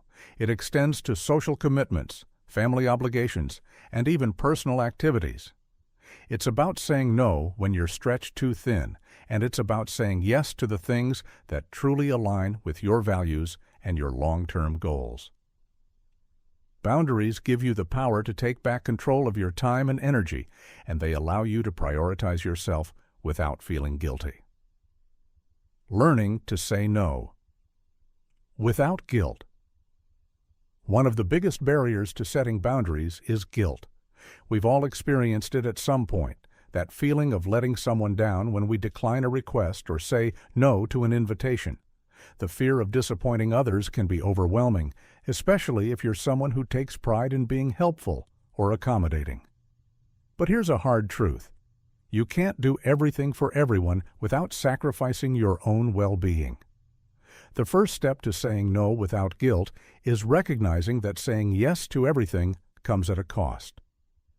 Every time you agree to something that doesn't align with your priorities, you are saying no to something else, something that may be more important to you. You might be saying no to your health, your relationships, or your personal growth. The more you say yes to things that drain you, the less energy you have for the things that truly matter. To help ease the guilt, start by reframing the way you view saying no. Instead of seeing it as a rejection of someone else's needs or desires, consider it as a way to protect your ability to serve them better in the future. When you say no to something that doesn't serve you, you're freeing up time and energy for the things that will help you perform better, not just for yourself, but for others as well. Think about the last time you said yes to something out of guilt, perhaps a meeting you didn't need to attend, or a favor you didn't have the time or capacity for. Did you end up feeling resentful or overwhelmed afterward? That's a sign that your boundaries were compromised and your time was not respected. On the flip side, when you say no with intention, you'll find that your decisions are much more aligned with your long-term goals, and you'll feel empowered rather than drained. Here's a simple strategy to help you say no without guilt. Be clear on your priorities. Know what matters most to you and use that as your guidepost when deciding whether to say yes or no. Practice empathy. Acknowledge the other person's request with kindness, but gently explain that you can't take it on right now. For example, you can say, "I would love to help, but I'm currently focused on a project that requires my full attention. Let's reconnect when I have more availability." Give yourself permission. Remind yourself that your time is valuable and you have the right to choose where you invest it. Saying no is not selfish. It's an act of self-respect and self-care. Offer an alternative. If possible, suggest an alternative that still helps the person without sacrificing your own priorities. For example, you can recommend someone else who might be able to assist or suggest a future time when you'll be available. By practicing this mindset, you'll gradually start to feel more comfortable saying no. It may feel awkward at first, but as you begin to prioritize your time and energy, you'll find that the guilt diminishes and the benefits of saying no become more apparent. Practicing selective commitment for maximum impact. Selective commitment is the practice of being intentional about where you direct your time and energy. It's about being selective in what you say yes to, so you can make the greatest impact with the time and resources available to you. The key to selective commitment is understanding your values and aligning your choices with what truly matters to you. When you commit selectively, you're saying yes to things that are in alignment with your goals, your purpose, and your vision for the future. You're not spread thin across a dozen different projects or obligations that don't contribute to your long-term success. Instead, you're making deliberate decisions to invest your time in the things that will move you closer to where you want to be.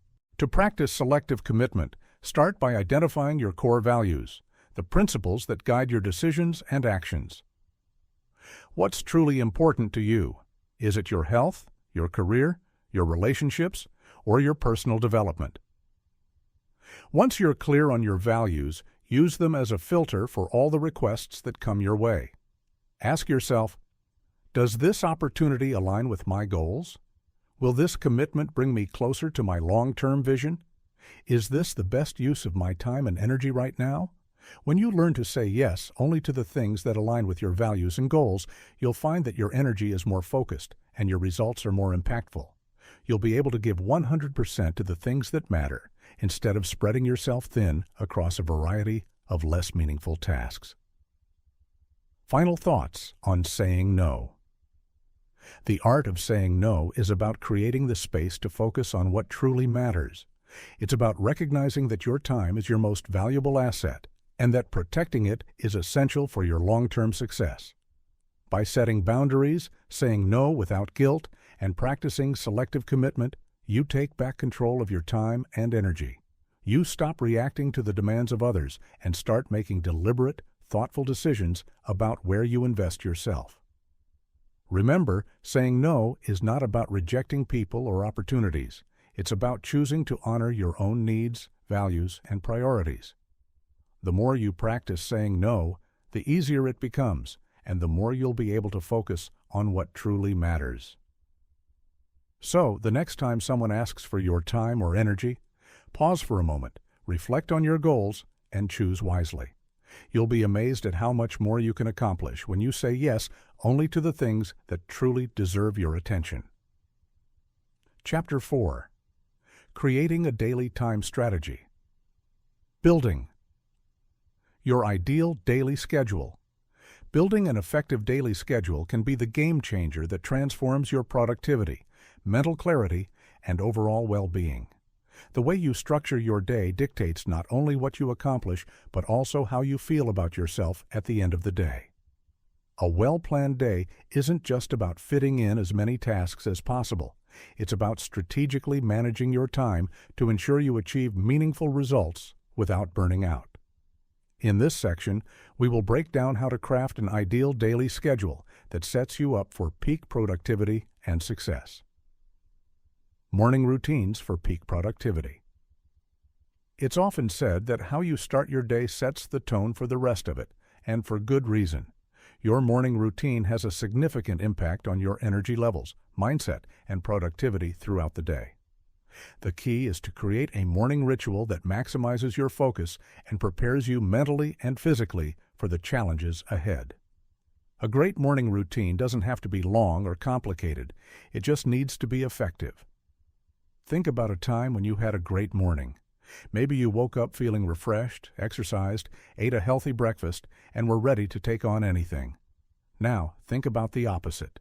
Those mornings where you hit snooze repeatedly, rushed through breakfast, and felt overwhelmed before the day even started. The difference is simple. The former was a morning aligned with intention, while the latter lacked structure and purpose. Start by identifying the activities that help you feel energized, focused, and positive. For some people, this might be a brisk workout, while for others, it's meditation or journaling. The goal is to build a routine that works for you, something that primes you for peak performance. A well-structured morning routine can include mindfulness and meditation, taking even 5 to 10 minutes to clear your mind, focus on your breathing, or practice gratitude can center you and help reduce anxiety before the day begins. Physical movement. Whether it's yoga, stretching, a quick jog, or a full workout, moving your body releases endorphins that boost energy and reduce stress. Nourishing breakfast. Start your day with foods that fuel you, such as lean protein, healthy fats, and whole grains. This will prevent the mid-morning energy crashes that come from sugary, processed breakfasts. Set intentions for the day. Take a moment to plan what you want to accomplish. Review your top priorities and mentally prepare yourself for the tasks ahead. This will help keep your focus sharp throughout the day. When you start your day with purpose, you set a positive tone for the rest of it. This will make it easier to stay productive, focused, and energized even when the inevitable distractions or challenges arise. How to plan your day in 15-minute increments. Most people fall into the trap of overloading their schedules, cramming in as many tasks as possible in an attempt to get more done. The problem is, this approach rarely works. You end up overestimating how much time you actually have, underestimating how long tasks will take, and ultimately feeling stressed out by your to-do list. Instead of trying to fit everything into a few large chunks of time, consider planning your day in 15-minute increments. The beauty of this strategy lies in its precision and focus. By breaking your day into smaller, more manageable segments, you create a clear structure that helps you make the most of every moment. It also helps you avoid the common pitfall of procrastination, as you know exactly what you should be doing every quarter of an hour. Here's how you can start planning your day in 15-minute increments. List your priorities. Identify the top tasks or projects you need to complete. These should be activities that move you closer to your goals and have a measurable impact on your success. Estimate task durations. For each priority, estimate how long it will take to complete. Be realistic about your time. It's better to overestimate and finish early than to underestimate and run out of time. Break tasks into smaller steps. If a task feels overwhelming, break it down into smaller chunks.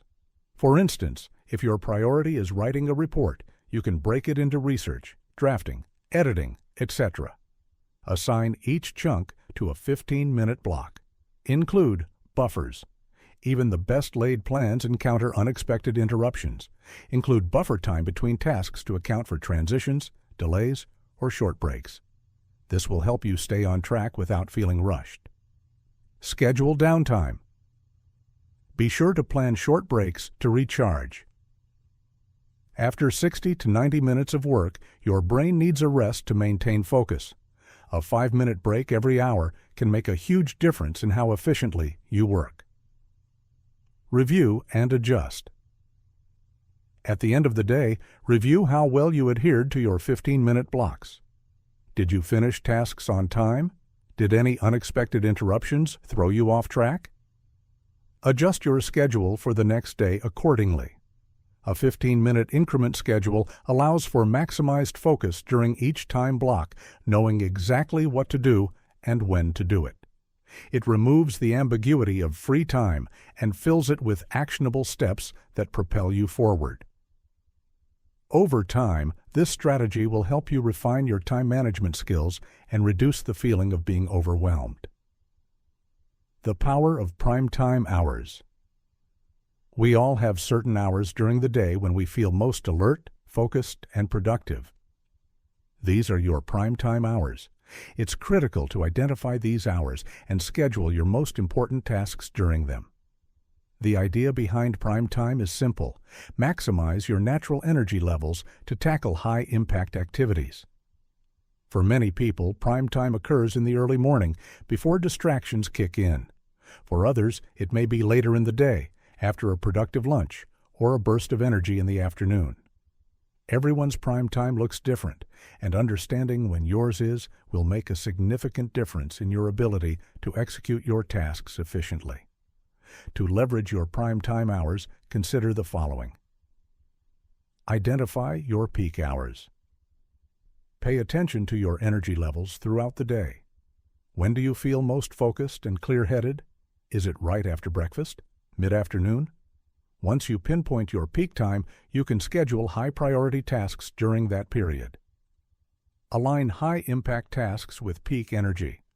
During your prime time, focus on tasks that require deep concentration and creativity, things that will move you closer to your goals. This is when you should tackle writing, strategic thinking, problem-solving, or any other tasks that require significant mental energy. Protect your prime time. Guard your prime hours like gold. Don't let meetings, small tasks, or distractions creep into this valuable time. Set boundaries around this period and make it a non-negotiable part of your schedule. You can always take care of less demanding tasks during off-peak hours. Use your downtime wisely. During periods when your energy wanes, schedule more routine or less mentally demanding tasks, checking emails, organizing your workspace, or responding to messages. This ensures that you're still productive, but without using up your peak energy. By structuring your day around your prime time, you can achieve more with less effort. You'll be able to focus on high-level tasks when your brain is at its best, leading to better results in less time. Putting it all together. Your ideal daily schedule. Now that you understand the components of a productive day, morning routines, 15-minute increments, and prime time hours, let's look at how you can build your ideal daily schedule. Start by applying these principles to your life. Start with your morning routine. Begin each day with intention by engaging in a morning ritual that prepares you for success. Whether it's exercise, meditation, or reading, this routine should leave you energized and focused for the day ahead. Block out your prime time.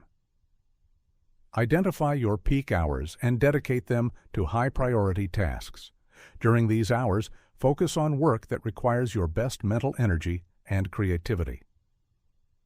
Plan your day in 15-minute increments. Break down tasks into manageable chunks of time. This helps you stay focused and productive while ensuring you don't overcommit or underperform. Incorporate breaks and downtime. Schedule short breaks throughout your day to refresh your mind and prevent burnout. Your brain can only focus for so long. Regular intervals of rest will help maintain your energy. End the day with reflection. At the end of each day, reflect on what you accomplished and what could be improved.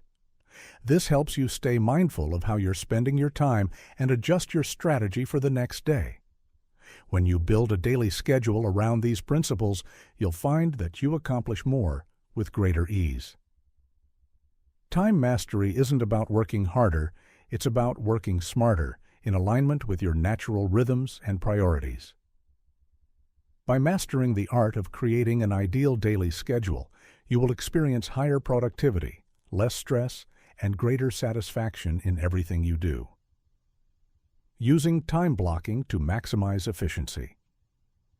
Time is a finite resource, and if we don't intentionally plan how we use it, it has a way of slipping through our fingers. One of the most effective methods for optimizing your daily schedule is time blocking. By dividing your day into distinct, dedicated blocks of time, you can increase focus, reduce distractions, and ensure you're spending your time on the things that matter most.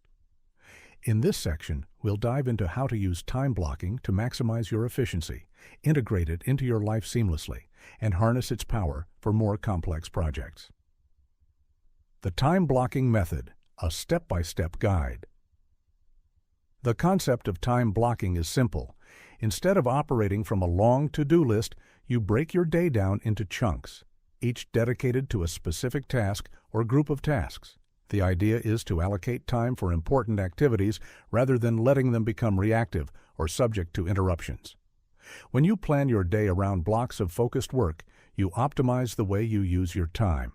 Here's how you can implement the time blocking method in a way that works best for you. Identify your core tasks. The first step in time blocking is identifying the most important tasks you need to accomplish. Start by listing your priorities for the day or week. These could include big projects, meetings, personal goals, or specific work-related tasks. Think about what needs to be done to move the needle in your personal or professional life. Set specific time blocks. Once you've listed your priorities, break them down into specific time blocks. Time blocking is about more than just work or meetings. It's about creating dedicated periods for specific activities. For example, if you need to focus on writing, allocate a 60-minute block in the morning. If you have meetings, carve out distinct periods during the day to ensure they don't spill over into other essential tasks. Use time in blocks that work for you. Time blocks aren't one size fits all. Depending on the task and your natural energy flow, blocks can vary in length. For deep work that requires focus, aim for 90-minute blocks. As research shows, this is the optimal window for sustained concentration. For less demanding tasks like checking emails or organizing, you may only need 30 minutes. It's crucial to listen to your body and energy levels as you schedule these blocks. Set boundaries for each block. One of the greatest benefits of time blocking is that it forces you to commit to a specific task within a specific time frame. Treat each block as a non-negotiable meeting with yourself. Turn off distractions, close unnecessary tabs or apps, and resist the temptation to multitask. For instance, if you've blocked off 9 a.m. to 10 a.m. for a creative project, avoid taking calls, checking social media, or engaging in any activity unrelated to that task. The goal is to work with focus, not against it. Incorporate buffer time. While time blocking is an excellent way to structure your day, it's also essential to include buffer periods between blocks. Life doesn't always go as planned, and tasks sometimes take longer than expected. Allowing yourself small gaps of 10 to 15 minutes between time blocks will give you the flexibility to wrap up a task, take a break, or deal with unexpected interruptions. Be realistic about your energy levels. Another important aspect of time blocking is aligning tasks with your natural energy patterns. Everyone has certain times of day when they feel most energized and productive. Try to schedule your most demanding tasks during your peak energy hours, whether that's in the morning, after lunch, or later in the afternoon. For example, if you're a morning person, you might schedule deep work or creative projects for the first few hours of the day when your mind is fresh. Afternoon or evening hours could be reserved for less mentally demanding tasks like emails or meetings.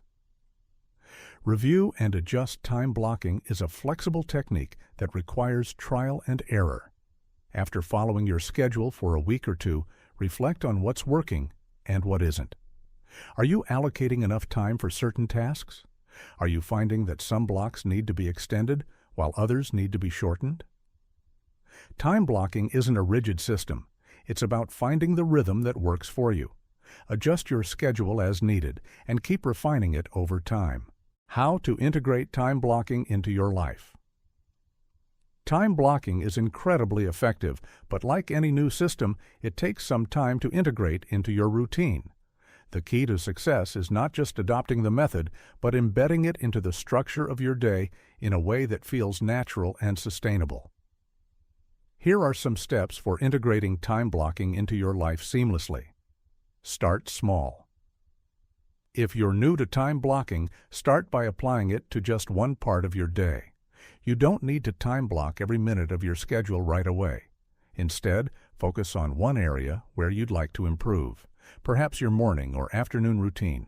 Once you're comfortable with that, you can begin to expand it to other parts of your day. Track your time. Before jumping into time blocking, take a few days to track how you currently spend your time. This will give you a better idea of where your time is being spent and where it's being wasted. You might be surprised to see how much time is consumed by distractions, meetings, or non-essential activities. Knowing this will allow you to allocate your time more intentionally and avoid overcommitting. Use tools that support time blocking. There are many tools available to help you with time blocking. Digital calendars like Google Calendar, Outlook, or specialized time management apps like TimeBlock or TimeTree allow you to visually block out chunks of time. You can set reminders, color code different tasks, and adjust the schedule easily if things shift. If you prefer a more analog approach, using a physical planner with dedicated time slots or a bullet journal can be just as effective. Make time blocking a habit. Like any new habit, consistency is key. Once you've created your time blocks, stick to them as best as you can. Over time, you'll become accustomed to working within a set schedule, and it will begin to feel natural. You'll notice a reduction in stress because your day will feel more organized, and you'll feel more in control of your time. Communicate with others. If you work with others, whether it's a team, clients, or family, make sure to communicate your time blocking schedule. Let them know when you are available for meetings, collaborative work, or personal time. By setting clear boundaries, you avoid unnecessary interruptions and help others respect your time. You might even inspire them to adopt time blocking for themselves. Give yourself grace. It's essential to remember that time blocking is not about perfection. There will be days when things don't go according to plan. Maybe a task takes longer than expected, or an emergency pops up. The goal is not to rigidly follow the blocks, but to give yourself a structure that allows for flexibility while still holding yourself accountable. Don't be too hard on yourself if you miss a block. Adjust and move forward. The benefits of time. Chunking for complex projects. One of the most significant advantages of time blocking is how it can help you tackle complex projects. Whether you're working on a long-term goal, a large work project, or a personal endeavor, time chunking can break the project into more manageable tasks and reduce feelings of overwhelm. Let's dive into why this method is particularly effective for complex projects. Reduces overwhelm.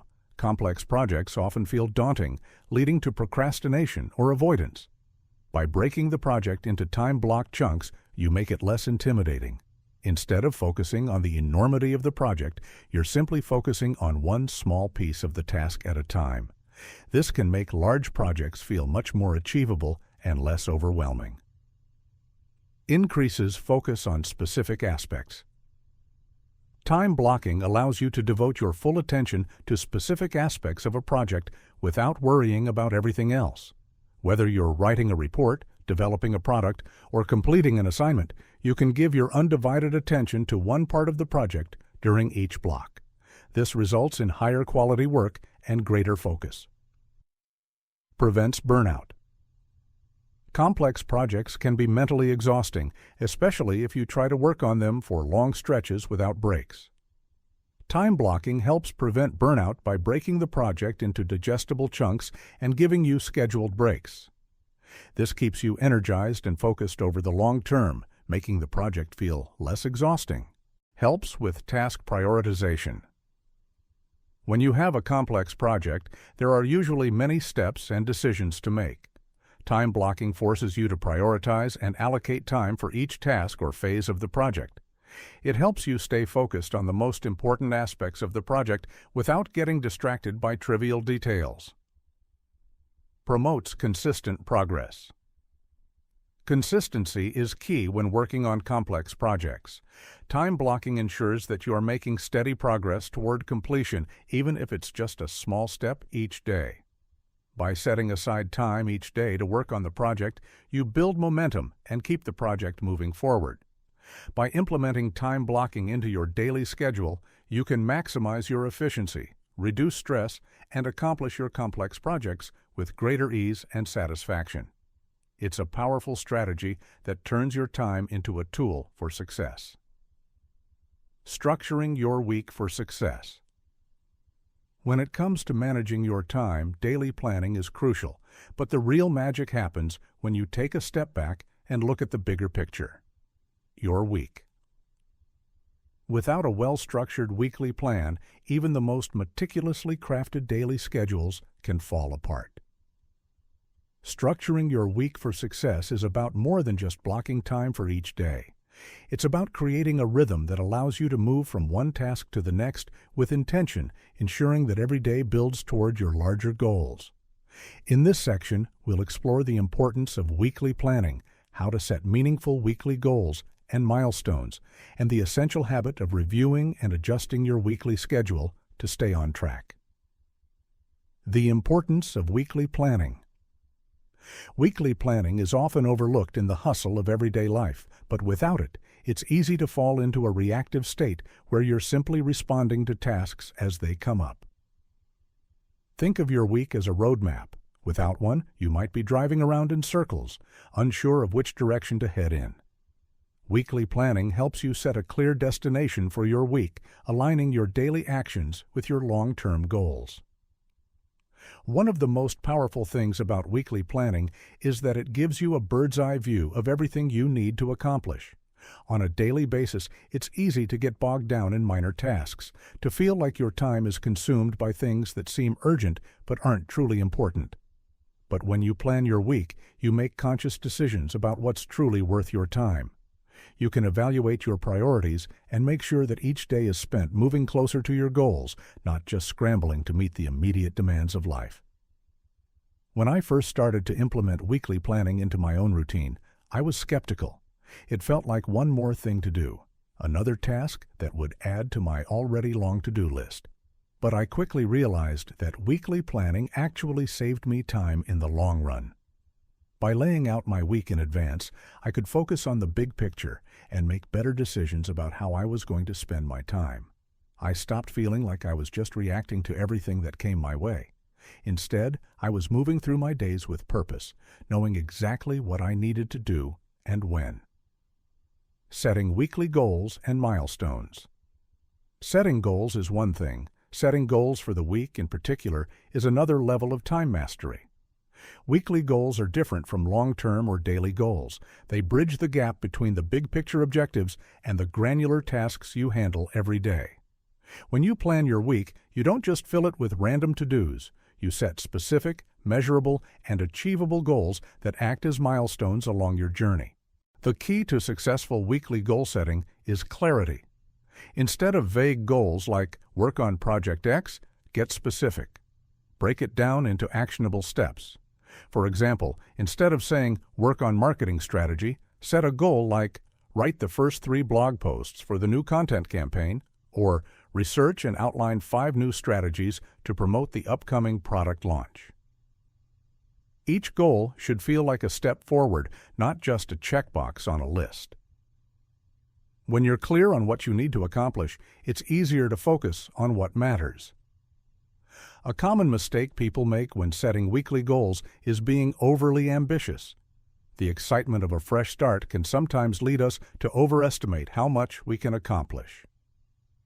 When I was first starting out, I'd pack my week with a dozen goals, thinking I could conquer them all. But more often than not, I'd end up feeling overwhelmed and disappointed when I didn't complete everything. Eventually, I realized that setting a small number of high-impact goals, no matter how much I wanted to do, was far more effective than setting an endless list. Take a step back and think about what will move you forward the most, both in the short and long term. What projects need your immediate attention? What milestones will help you track progress toward your larger objectives? Choose 3 to 5 meaningful goals for the week, goals that align with your bigger vision, but are achievable within the next few days. Another essential element of weekly goal setting is making sure that your goals are connected to measurable results.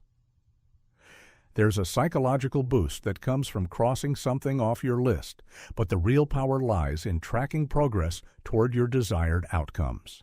For instance, if you're working toward a fitness goal, rather than setting a goal of exercise more, set a clear target like exercise for 30 minutes 5 times this week. The measurable aspect of this goal allows you to evaluate whether or not you're truly making progress. As you set these goals, be sure to break them down into smaller tasks that can be completed each day. This way, you won't have to play catch-up at the end of the week, and you'll avoid the dreaded feeling of staring at a mountain of unfinished work. You'll find that tackling these goals one step at a time helps build momentum, making it easier to push through obstacles and stay on track. Reviewing and adjusting. Your weekly schedule. Planning your week is essential, but reviewing it and making adjustments is just as important. It's easy to create a perfect plan, but the reality is that life is full of unexpected twists and turns. Projects take longer than anticipated, urgent matters arise, and sometimes priorities shift. Reviewing your week allows you to assess what went well, what didn't, and how to improve moving forward. For years, I resisted reviewing my week. I thought that if I planned it well enough in advance, I wouldn't need to look back. But then I started noticing that I was constantly feeling behind or getting frustrated when things didn't go as expected. I realized that rather than resisting the process, I needed to embrace it. The review isn't a punishment, it's a tool for improvement. It's an opportunity to learn from your mistakes, adapt your strategy, and keep pushing forward.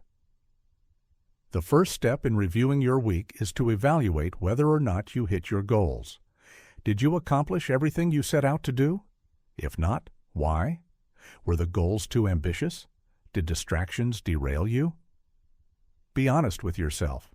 The more you reflect on these questions, the better equipped you'll be to adjust and improve for the following week. When reviewing your week, also consider the unexpected events. What threw off your plan? Were there external factors beyond your control, or was it something you could have planned for?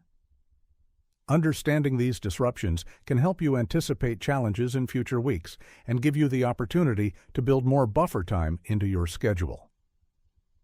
Adjusting your weekly schedule doesn't always mean abandoning your plan.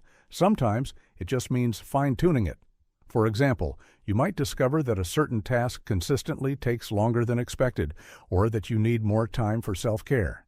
You might find that you're naturally more productive in the mornings, so you can shift your biggest tasks to that part of the day. Small tweaks like these can make a world of difference when it comes to increasing your efficiency. Additionally, part of the adjustment process is learning how to pivot. If you realize that one of your goals is no longer a priority or that your focus needs to shift, be willing to make that change. Life doesn't always go according to plan, but the beauty of a weekly review is that it gives you the flexibility to adapt. Rather than feeling trapped by your initial goals, you can adjust your strategy to fit your current reality. Ultimately, the review and adjustment process ensures that you're staying in alignment with your long-term goals. It's a way of recalibrating so you don't waste time chasing after things that don't matter or continuing down a path that's no longer serving you. By reviewing and adjusting, you maintain control over your schedule, even when things don't go as planned. Structuring your week for success is not just about filling in the hours, it's about creating a rhythm that supports your goals. By planning your week with intention, setting meaningful goals, and regularly reviewing and adjusting your schedule, you ensure that every day contributes to the bigger picture. Weekly planning allows you to move forward with purpose, knowing that each week is another step toward mastering your time and achieving the success you desire. Chapter 5. Overcoming Time Killers. Identifying the Hidden Time. Wasters. Time is one of the most precious resources we have, yet it can slip away without us even realizing it. Some time killers are obvious, like procrastination, oversleeping, or binge-watching an entire season of your favorite show.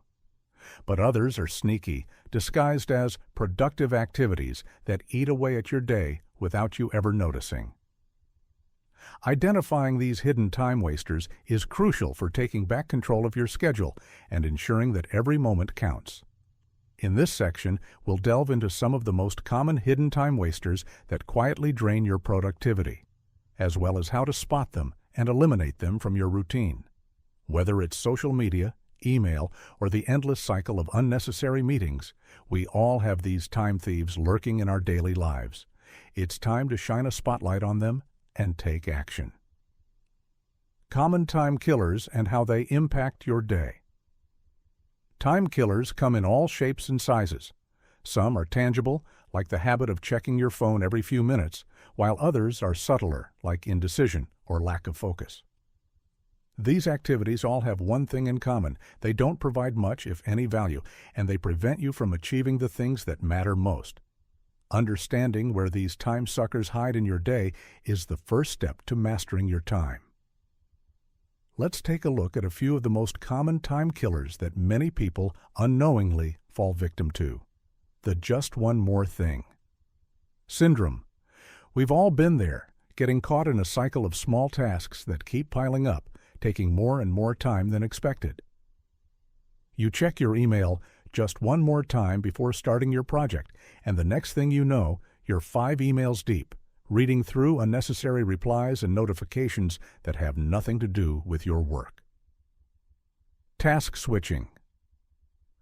This one seems harmless at first, but constantly shifting between tasks is a productivity killer. You may think multitasking is a great way to get more done, but in reality, it's one of the most inefficient things you can do. When you switch from one task to another, your brain has to work overtime to readjust and refocus, which costs you time and energy. Studies have shown that task switching can reduce productivity by up to 40%. That's a huge chunk of your time wasted without you even realizing it. Perfectionism. Striving for perfection is often celebrated, but it can also be a major time waster. While it's important to produce high-quality work, spending an excessive amount of time refining details that don't actually make a significant difference can lead to diminishing returns. When you get stuck in a cycle of obsessing over small details, you sacrifice time that could be better spent on other, more important tasks. Recognizing these time killers in your daily routine is the first step in reclaiming your day. Once you identify them, you can take active steps to reduce or eliminate them entirely, giving you more control over how you spend your time. How social media and email steal your time. One of the most significant culprits in the modern age of time wasting is social media. It seems harmless enough: a quick check of your notifications, a scroll through Facebook, or a peek at Instagram to see what's trending. But before you know it, an hour has passed and you're no closer to finishing your work. Social media platforms are designed to keep you hooked, with endless feeds of new content and notifications that draw your attention away from your goals. The dopamine hit you get from a new notification can create a cycle of distraction, making it difficult to focus on anything else. What's worse is that the impact of social media doesn't end when you close the app. Studies have shown that just checking your social media accounts can interfere with your ability to focus on other tasks, even after you've stopped scrolling. It's the digital equivalent of opening a window to a noisy street. Once you're distracted, it takes time to regain focus. The first step in overcoming the time-stealing habits of social media is to set clear boundaries. Designate specific times during the day when you'll check social media, ideally during breaks, not during working hours. One strategy I've found effective is to use apps like Forest or Focus at Will to keep myself off social media during work sessions. These apps either block access to distracting apps or create a virtual environment where you can grow a virtual tree as long as you stay focused on the task at hand. It's a fun way to hold yourself accountable and minimize the temptation to check your notifications. Email is another time drain that many people overlook. When you're constantly responding to emails, it feels like you're being productive, but in reality, you're just reacting to other people's priorities, not focusing on your own. The average person spends over 2.5 hours a day on email, with some people checking their inbox as frequently as every 10 minutes. Every time you check an email, you shift your focus, losing time that could be spent on more important tasks. One way to manage email more effectively is to set specific times during the day when you'll check and respond to emails, maybe once in the morning and once in the afternoon. This reduces the impulse to check your inbox constantly, and it allows you to focus on important work without interruption. If you find yourself responding to emails that aren't time-sensitive or don't require your immediate attention, consider unsubscribing from non-essential mailing lists or using filters to prioritize important messages. One of the most effective strategies for dealing with email time stealing is the 2-minute rule, popularized by productivity expert David Allen. If an email requires less than 2 minutes to respond to, do it immediately. If it will take longer, save it for a more focused email session. This simple rule helps you deal with small tasks quickly without allowing them to pile up and distract you from more important work. The role of meetings in wasting time. Meetings are another sneaky time killer that often goes unnoticed. While meetings are essential for collaboration, communication, and decision-making, many of them are often inefficient, poorly planned, and fail to produce tangible outcomes. It's not unusual for a meeting to start late, run over time, or include participants who aren't relevant to the topic at hand. In fact, studies show that employees spend up to 25% of their work week in meetings, and a significant portion of that time is wasted. One of the main reasons meetings are so ineffective is that they lack a clear purpose or agenda. Without structure, they often devolve into rambling discussions that don't lead to any actionable results. Another issue is the tendency for meetings to be scheduled for far longer than necessary. What could have been covered in a 15-minute conversation often ends up taking an hour, wasting time that could have been spent on productive work. To avoid wasting time in meetings, start by asking whether the meeting is truly necessary. If the purpose can be achieved with an email or a quick phone call, skip the meeting altogether. If the meeting is necessary, make sure there is a clear agenda and stick to it. Send out the agenda beforehand so everyone knows the objectives and ask for brief updates instead of long-winded presentations. One effective strategy I've used is to hold stand-up meetings, where participants stand up rather than sit. These meetings tend to be shorter, more focused, and more productive because the discomfort of standing keeps everyone engaged and moving toward actionable outcomes. Also, keep meetings small. The larger the group, the more difficult it is to keep people on track and engaged. Invite only the people who absolutely need to be there and encourage brief, focused discussions. Consider following up with a written summary after the meeting so everyone knows what was discussed and what next steps are required. In order to reclaim your time, you need to be aware of the hidden time wasters that are draining your productivity. Social media, email, and meetings are all common culprits that often go unnoticed until they've taken a significant chunk of your day. By setting clear boundaries, implementing strategies to minimize distractions, and taking a more intentional approach to meetings, you can reduce or eliminate these time killers from your life. Once you do, you'll find yourself with more time to focus on what really matters: your goals, your projects, and ultimately, your success. Strategies to eliminate time. Drains time is precious, yet it often feels like it slips through our fingers faster than we can catch it. We've all experienced that sensation of being busy without actually accomplishing much. A big part of this is the constant drain of time drains, tasks and habits that suck up your energy without producing much in return. Whether it's answering endless emails, dealing with administrative tasks, or getting bogged down by unnecessary meetings, these time killers can rob you of the focus and energy needed to achieve your most important goals. Fortunately, there are strategies you can employ to eliminate or significantly reduce these time drains. In this section, we'll explore 3 highly effective methods for regaining control over your time: automating daily tasks, delegating and outsourcing responsibilities, and using batch processing. Each of these strategies will allow you to free up time, reduce stress, and ensure that your energy is being directed toward the things that truly matter. Let's dive into how you can implement these techniques to achieve greater efficiency and productivity. Automating daily tasks for greater efficiency. One of the easiest ways to eliminate time drains is to automate tasks that you perform regularly. From scheduling appointments to sorting emails or even paying bills, many of the repetitive, low-value tasks we do daily can be automated with the right tools and systems in place. Automation isn't about working less, but about working smarter, allowing you to focus on the high-impact tasks that require your unique expertise and attention.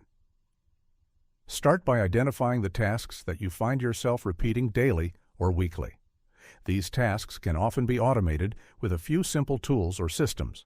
For instance, if you're constantly scheduling meetings, use a scheduling tool like Calendly or Doodle.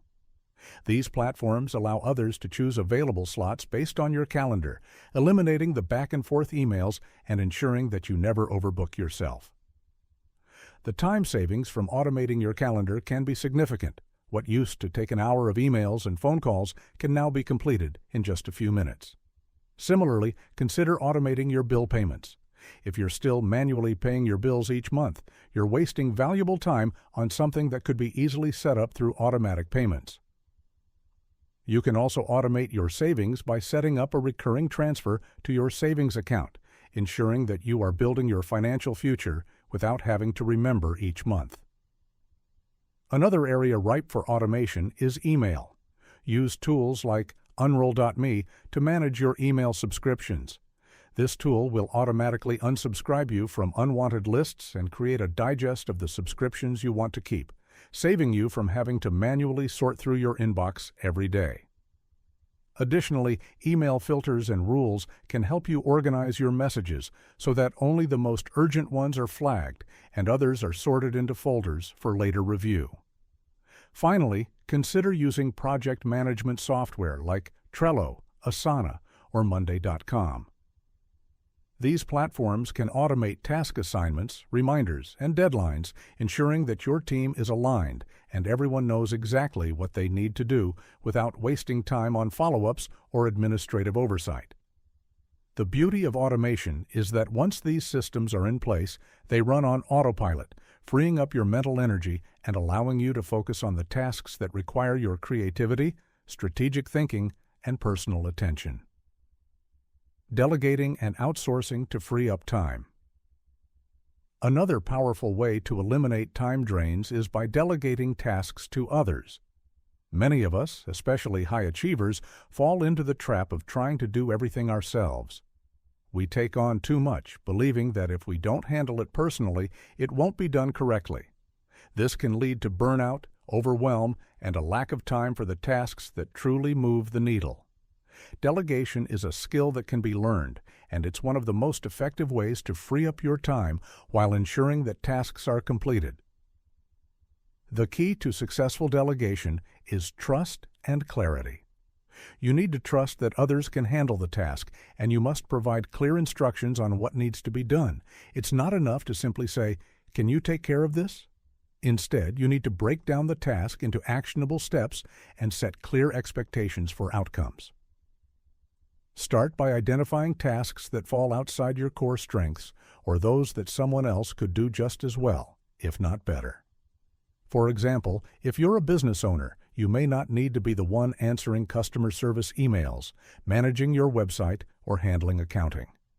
These tasks can be delegated to a virtual assistant or outsourced to a professional who specializes in that area.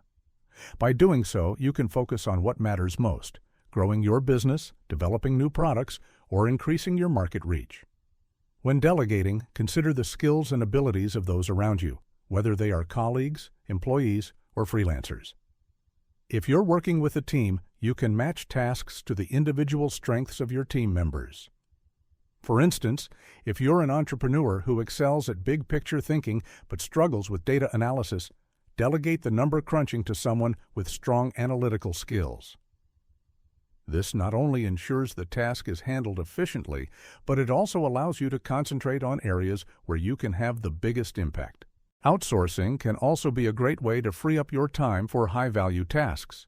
Whether it's hiring a graphic designer, a copywriter, or an expert to manage your social media accounts, outsourcing allows you to tap into expertise that you may not have in-house. This way, you don't have to spend hours learning a new skill or managing a task that someone else can do more effectively. The money you spend outsourcing will pay for itself in the form of more time and better results. If you're not sure where to start with outsourcing, consider platforms like Upwork, Fiverr, or Freelancer. These platforms allow you to hire professionals for short-term projects or ongoing tasks without the need for a long-term commitment. The key to outsourcing successfully is to set clear expectations and communicate your needs effectively to ensure that the work aligns with your vision. The power of batch processing. Batch processing is another strategy that can help you eliminate time drains and increase your efficiency. The concept is simple. Instead of spreading out similar tasks throughout the day, group them together and complete them in one focused session. This reduces the cognitive load and the time spent switching between tasks, which can significantly boost your productivity. Batching works particularly well for tasks that require a similar skill set or mindset. For example, if you're a content creator, instead of writing one blog post each day, try batching your writing sessions. Set aside a few hours to write multiple posts in one sitting. You can also batch your editing, social media scheduling, and any other tasks related to content creation. Not only will this allow you to accomplish more in less time, but it will also help you get into a state of flow, where your brain is fully engaged in the task at hand. Another area where batch processing can save you a lot of time is in meal planning. Instead of cooking individual meals every day, dedicate a couple of hours on the weekend to batch cook and prepare meals for the week. This eliminates the need to spend time each day figuring out what to cook, and it ensures that you always have healthy, pre-prepared meals on hand. Batch processing is also effective for administrative tasks. Instead of responding to emails as they come in throughout the day, set aside specific times each day to handle your email in bulk. The same goes for phone calls, meetings, or any other repetitive tasks. By batching these activities together, you create larger blocks of time for more important, high-value work, while also reducing the mental clutter that comes with constantly switching gears. By automating tasks, delegating responsibilities, and using batch processing, you can eliminate many of the time drains that prevent you from achieving your full potential. These strategies are not about doing more, they're about doing what truly matters more efficiently. When you implement these techniques, you can focus your energy on the tasks and activities that will help you grow, accomplish your goals, and live a more balanced life. So, take a step back, identify where your time is being drained, and start applying these strategies today. The results will speak for themselves. Overcoming procrastination and perfectionism. We've all been there. The clock is ticking, and you know you have something important to do. But instead of diving into your task, you find yourself scrolling through social media, organizing your desk for the 5th time today, or even watching a YouTube video on something completely irrelevant. It's almost as if your mind and body are in a tug of war, your goals pulling you forward while a powerful invisible force is holding you back. That force is procrastination, and it's one of the most insidious time killers out there. Procrastination is like that annoying voice in your head that says, "You don't have to do this now. You can do it later," even when you know that later never comes. While it might feel good in the moment to avoid something uncomfortable or overwhelming, procrastination ends up costing you not only time, but also energy, focus, and sometimes even self-esteem. But it doesn't have to be this way.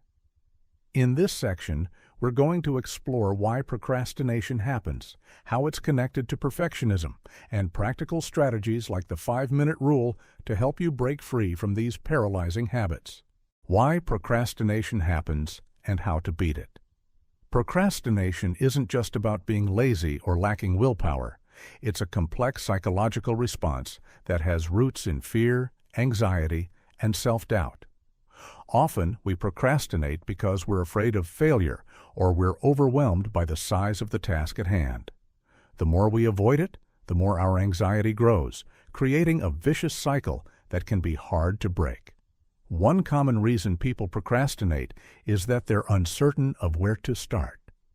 Whether you're facing a huge project at work, a difficult conversation, or a personal goal you've been putting off, the sheer magnitude of the task can make it feel unmanageable. The mind starts to spiral. What if I do this wrong?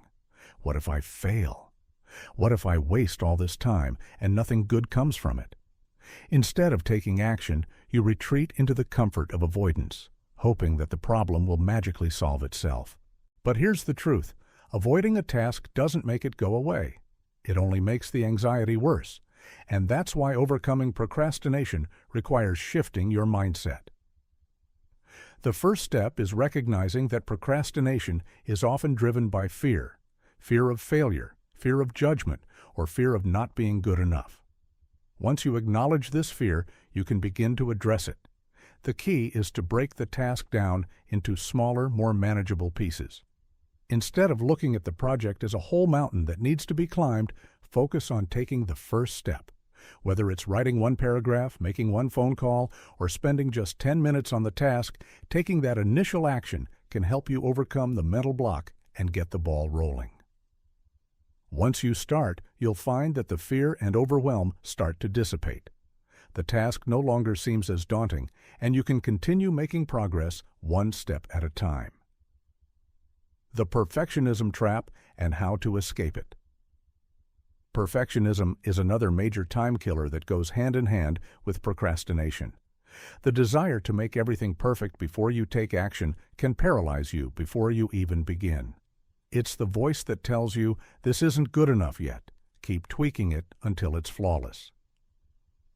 While striving for excellence can be a good thing, perfectionism takes it to an unhealthy extreme. The problem with perfectionism is that it sets unrealistically high standards and creates a barrier to getting things done. You might spend hours trying to perfect a presentation, only to find that it's still not perfect enough to present. Or you might avoid finishing a task altogether because you feel that it won't meet your high standards. This cycle of never feeling good enough can lead to chronic procrastination and a constant sense of dissatisfaction. To break free from the perfectionism trap, you need to embrace the concept of good enough. This doesn't mean lowering your standards, but rather recognizing that perfection isn't always necessary or even possible. In fact, striving for perfection often leads to diminishing returns, where the time and energy spent on small, insignificant improvements outweigh the value they add to the overall outcome. One effective strategy to combat perfectionism is setting time limits for yourself. For example, if you're working on a project, give yourself a set amount of time to complete it. This forces you to focus on getting the task done within the constraints, rather than endlessly refining it in search of an unattainable ideal. It's about progress, not perfection. Another important step is to remind yourself that mistakes are part of the process. The idea that everything must be flawless the first time is unrealistic. In most cases, perfection is subjective, and what feels imperfect to you may actually be more than enough to get the job done. In fact, the first draft of something, whether it's an email, a report, or a creative project, is rarely ever perfect. It's okay to make mistakes. What matters is getting started and making progress, not waiting for everything to be flawless before taking action. Using the 5-minute rule to get started. Quickly. One of the best ways to beat procrastination and escape the perfectionism trap is by using the 5-minute rule. This simple but powerful strategy is about overcoming the initial resistance to starting a task by committing to just 5 minutes of work. It's a psychological trick that reduces the pressure of having to complete an entire task all at once. Instead, you focus on just taking the first small step, which makes it easier to get started. The beauty of the 5-minute rule lies in its simplicity. When you're faced with a task you're avoiding, tell yourself, I only have to do this for 5 minutes. The key here is to make the task feel less intimidating. Once you start working, the inertia of getting moving often leads to momentum. Before you know it, those 5 minutes can turn into 20, 30, or even an hour of productive work. But even if you only do the task for 5 minutes, you've still made progress, and that's a victory in itself. This rule is especially effective for tasks that you've been putting off because they feel overwhelming or tedious. Take, for example, a daunting project you've been avoiding at work. Instead of thinking about all the time it will take to finish, break it down into smaller, bite-sized steps and tell yourself you're just going to work on it for 5 minutes. After you begin, you may realize that the task isn't as difficult as it seemed, and you can continue working. If not, no problem. You've still made a start, and that's the key to overcoming procrastination. The 5-minute rule works because it focuses on overcoming the mental block that holds you back from starting. It takes away the pressure of perfection and simply encourages you to make a small commitment. By starting with just 5 minutes, you reduce the psychological burden of the task and make it easier to continue. It's a simple yet powerful way to break the cycle of procrastination and make progress, one small step at a time. Procrastination and perfectionism are two of the most common and destructive time killers that hold us back from reaching our full potential. But with the right strategies, you can overcome them and start taking action. By understanding why procrastination happens, recognizing the traps of perfectionism, and using techniques like the 5-minute rule, you can free yourself from these time drains and get on the path to greater productivity and success. Remember, it's not about doing everything perfectly. It's about getting started, making progress, and embracing imperfection as part of the process. So, the next time procrastination rears its ugly head, remember, just 5 minutes is all it takes to begin. And that's where real change happens. Chapter 6. Energy Management for Maximum Output. The connection between energy and time. We often hear the phrase, time is money, but there's an even more accurate truth we often overlook. Energy is time. Time may be the currency with which we spend our lives, but it's the energy that fuels the transactions. Without energy, time is just a ticking clock, passing by without purpose or productivity. So, as much as we focus on managing our schedules, to-do lists, and time blocks, we also need to acknowledge that managing our energy is equally critical to maximizing our output and achieving sustainable success. In this section, we'll explore the deep connection between energy and time, why understanding and managing your energy is just as important as managing your time, how to recognize your personal energy cycles, and the essential role of rest and recovery in maintaining peak performance. Once you learn to harness both time and energy, you can unlock a new level of productivity, one that doesn't burn you out, but instead propels you forward with momentum and focus. Why managing energy is as important as managing time. In our busy, productivity-driven world, we tend to treat time as the ultimate resource. We schedule meetings, make to-do lists, set timers, and organize our days with the goal of maximizing every minute. But time without energy is like a car without fuel. Useless? You can have all the time in the world, but if you're drained, distracted, or burned out, you won't be able to do much with it. In fact, managing your energy is often the real secret to getting the most out of your time. Think about it. Have you ever had a day where you felt like you had all the time in the world to get things done, but still couldn't summon the energy to get started? Or worse, you powered through an entire workday only to realize that by the evening you were too exhausted to do anything meaningful. The truth is, the more we deplete our energy reserves, the less time we actually have to work effectively. Energy management isn't just about getting more sleep or fueling your body with healthy foods, although those are important factors. It's about understanding how your energy fluctuates throughout the day, recognizing when you're most productive, and aligning your most important tasks with those peak energy periods. It's about using your time wisely, not by counting the hours, but by recognizing the most efficient and effective moments when you can focus your full mental and physical energy on the tasks that matter. Let's take an example from your daily routine. You wake up, drink coffee, and dive straight into your work. By mid-morning, you start to feel a slight dip in energy, but you push through because you have deadlines. By the afternoon, you're fighting fatigue, trying to stay focused, and then by evening, you're too drained to engage in any meaningful activity, like exercise, self-care, or even spending quality time with loved ones. The day has slipped away without you feeling like you accomplished much of anything truly significant. This cycle isn't just frustrating, it's a result of not paying attention to your energy patterns. The key here is to manage both your time and your energy with the same level of intention. Time isn't unlimited, but neither is your energy. And without understanding how to conserve and channel your energy effectively, you risk burning out and feeling like you're not getting anywhere, no matter how much time you have. Recognizing your personal energy cycles. Energy is not constant. It ebbs and flows throughout the day, much like the tides. By learning to recognize your unique energy patterns, you can begin to strategically allocate your time for maximum efficiency. Understanding your personal energy cycles helps you align your most demanding tasks with the times when your energy is at its peak.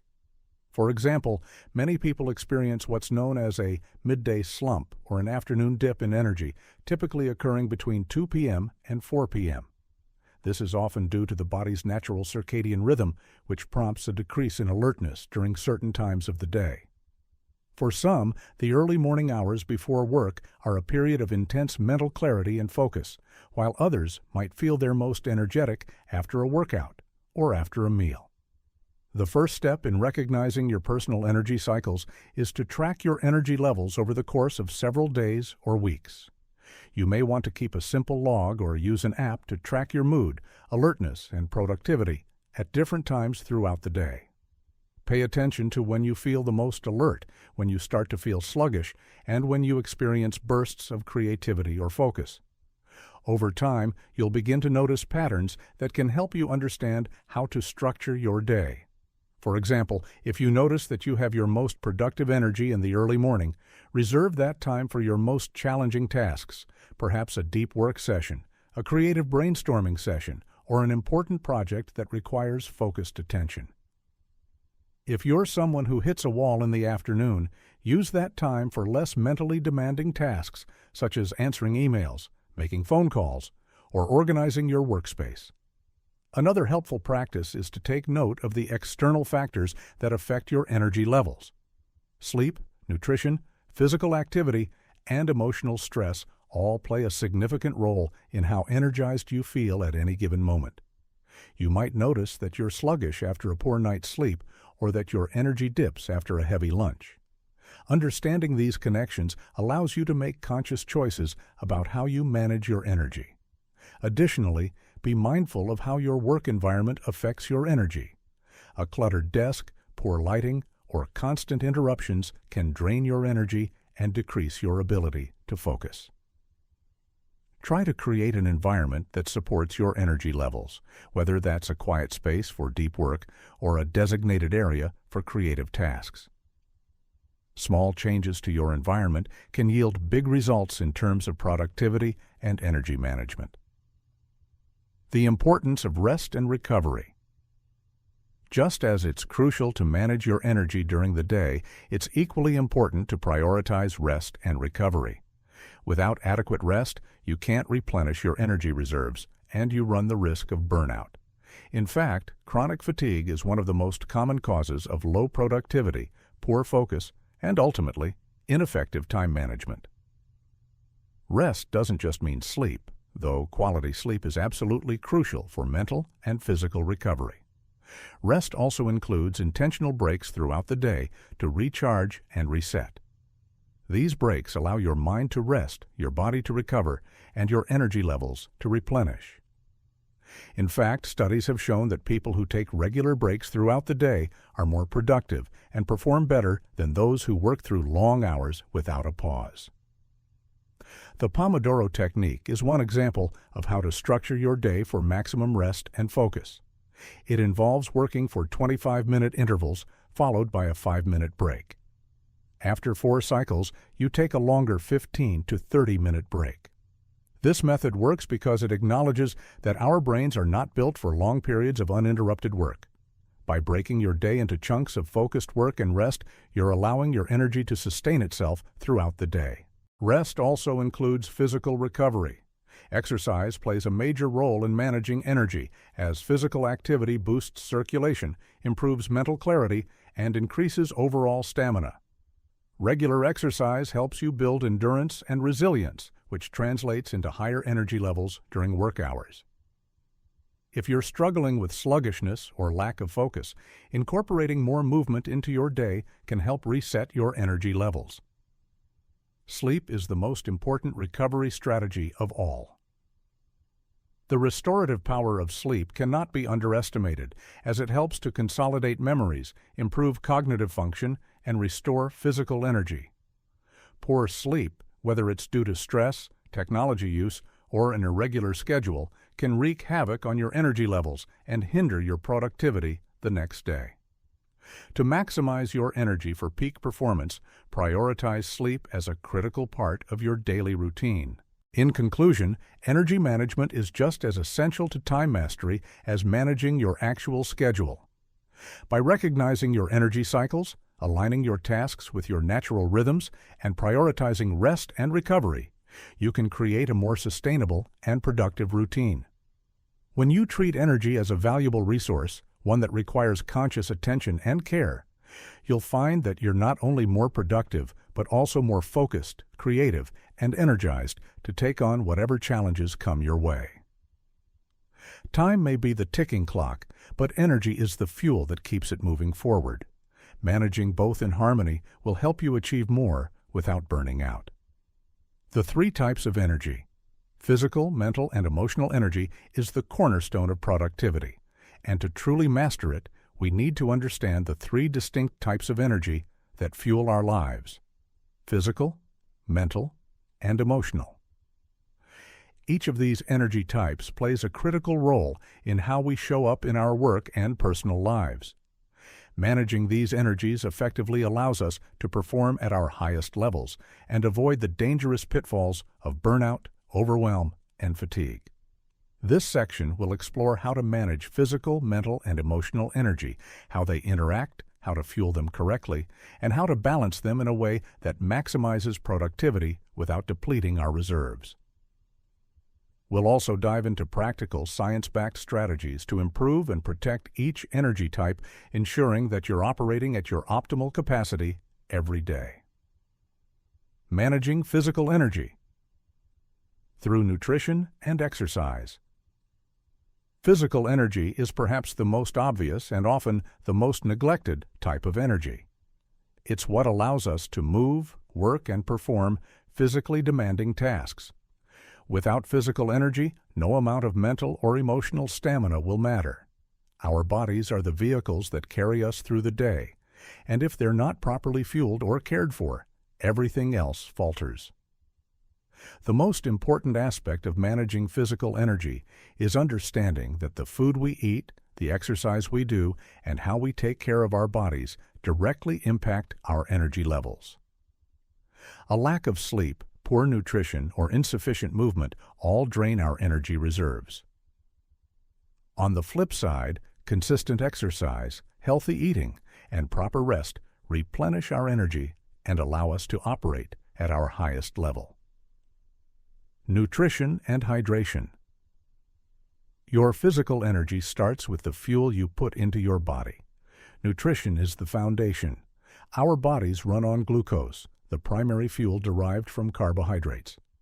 But if you're not eating the right types of food, you can easily feel sluggish, distracted, and lethargic.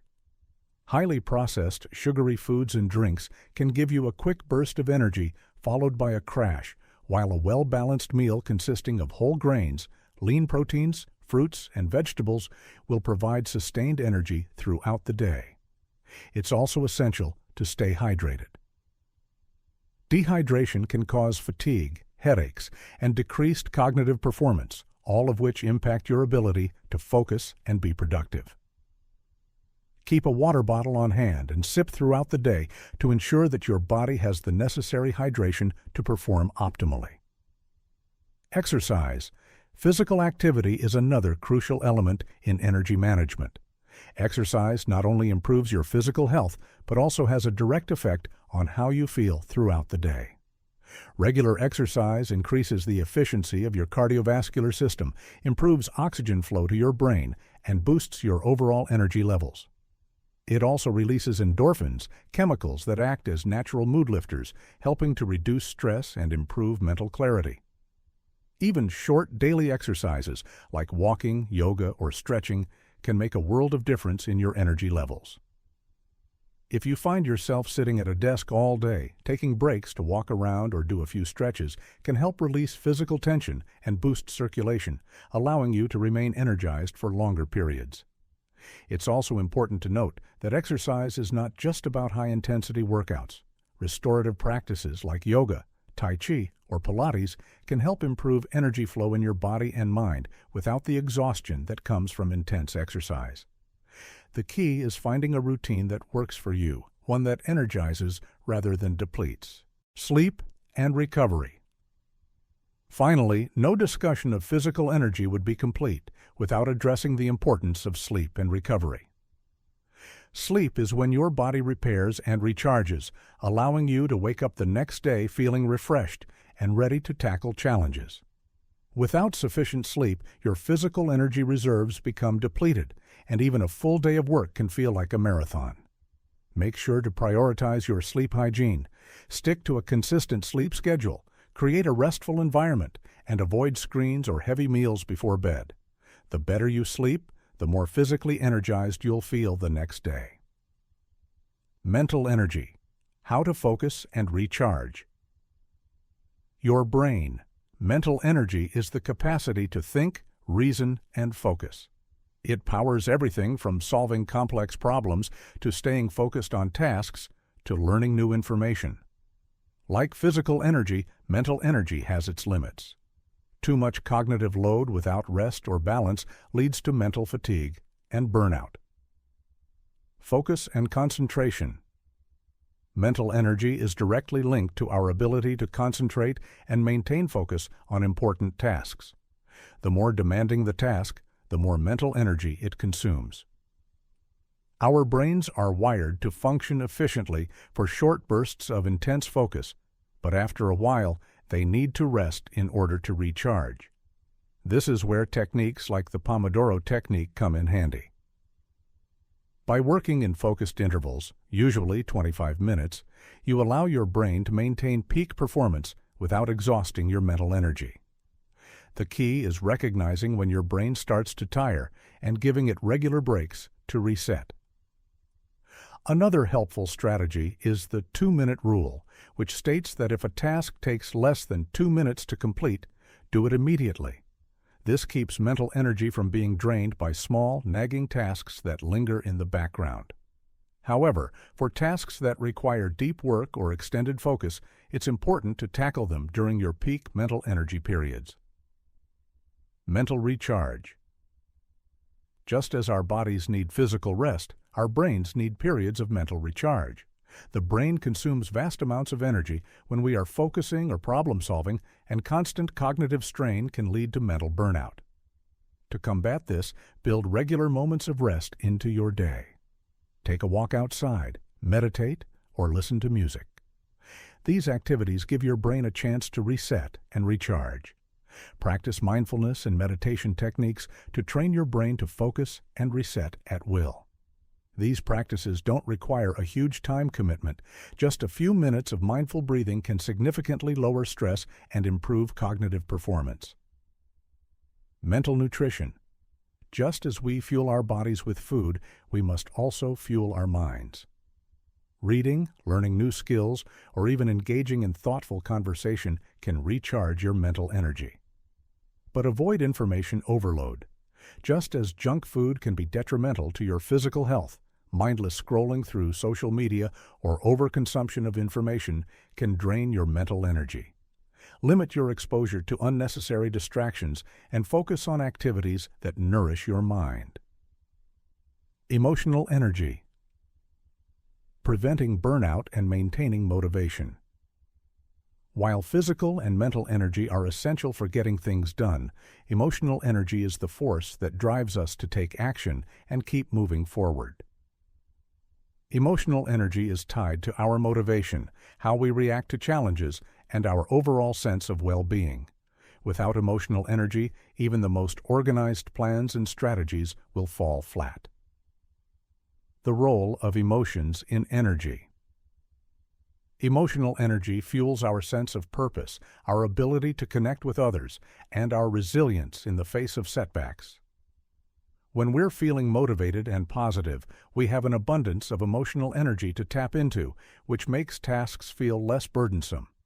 On the other hand, when we're emotionally drained due to stress, anxiety, or burnout, our motivation dwindles and everything feels harder. To manage your emotional energy, it's important to acknowledge and address your emotional needs. When stress levels rise or emotional exhaustion sets in, take time to check in with yourself. Are you feeling overwhelmed? Are there emotional blocks that need to be processed or addressed? Identify what's draining you emotionally and take steps to recharge. Building emotional resilience. Emotional resilience is the ability to bounce back from setbacks and continue moving forward. It's a vital component of emotional energy management. Building resilience involves cultivating a positive mindset, practicing gratitude, and learning to reframe negative situations in a way that empowers you. Regular self-care is essential for maintaining emotional energy. This includes engaging in activities that nurture your soul, whether it's spending time with loved ones, enjoying hobbies, or simply taking time for yourself to relax and unwind. Taking time to recharge emotionally can prevent burnout and keep you motivated over the long haul.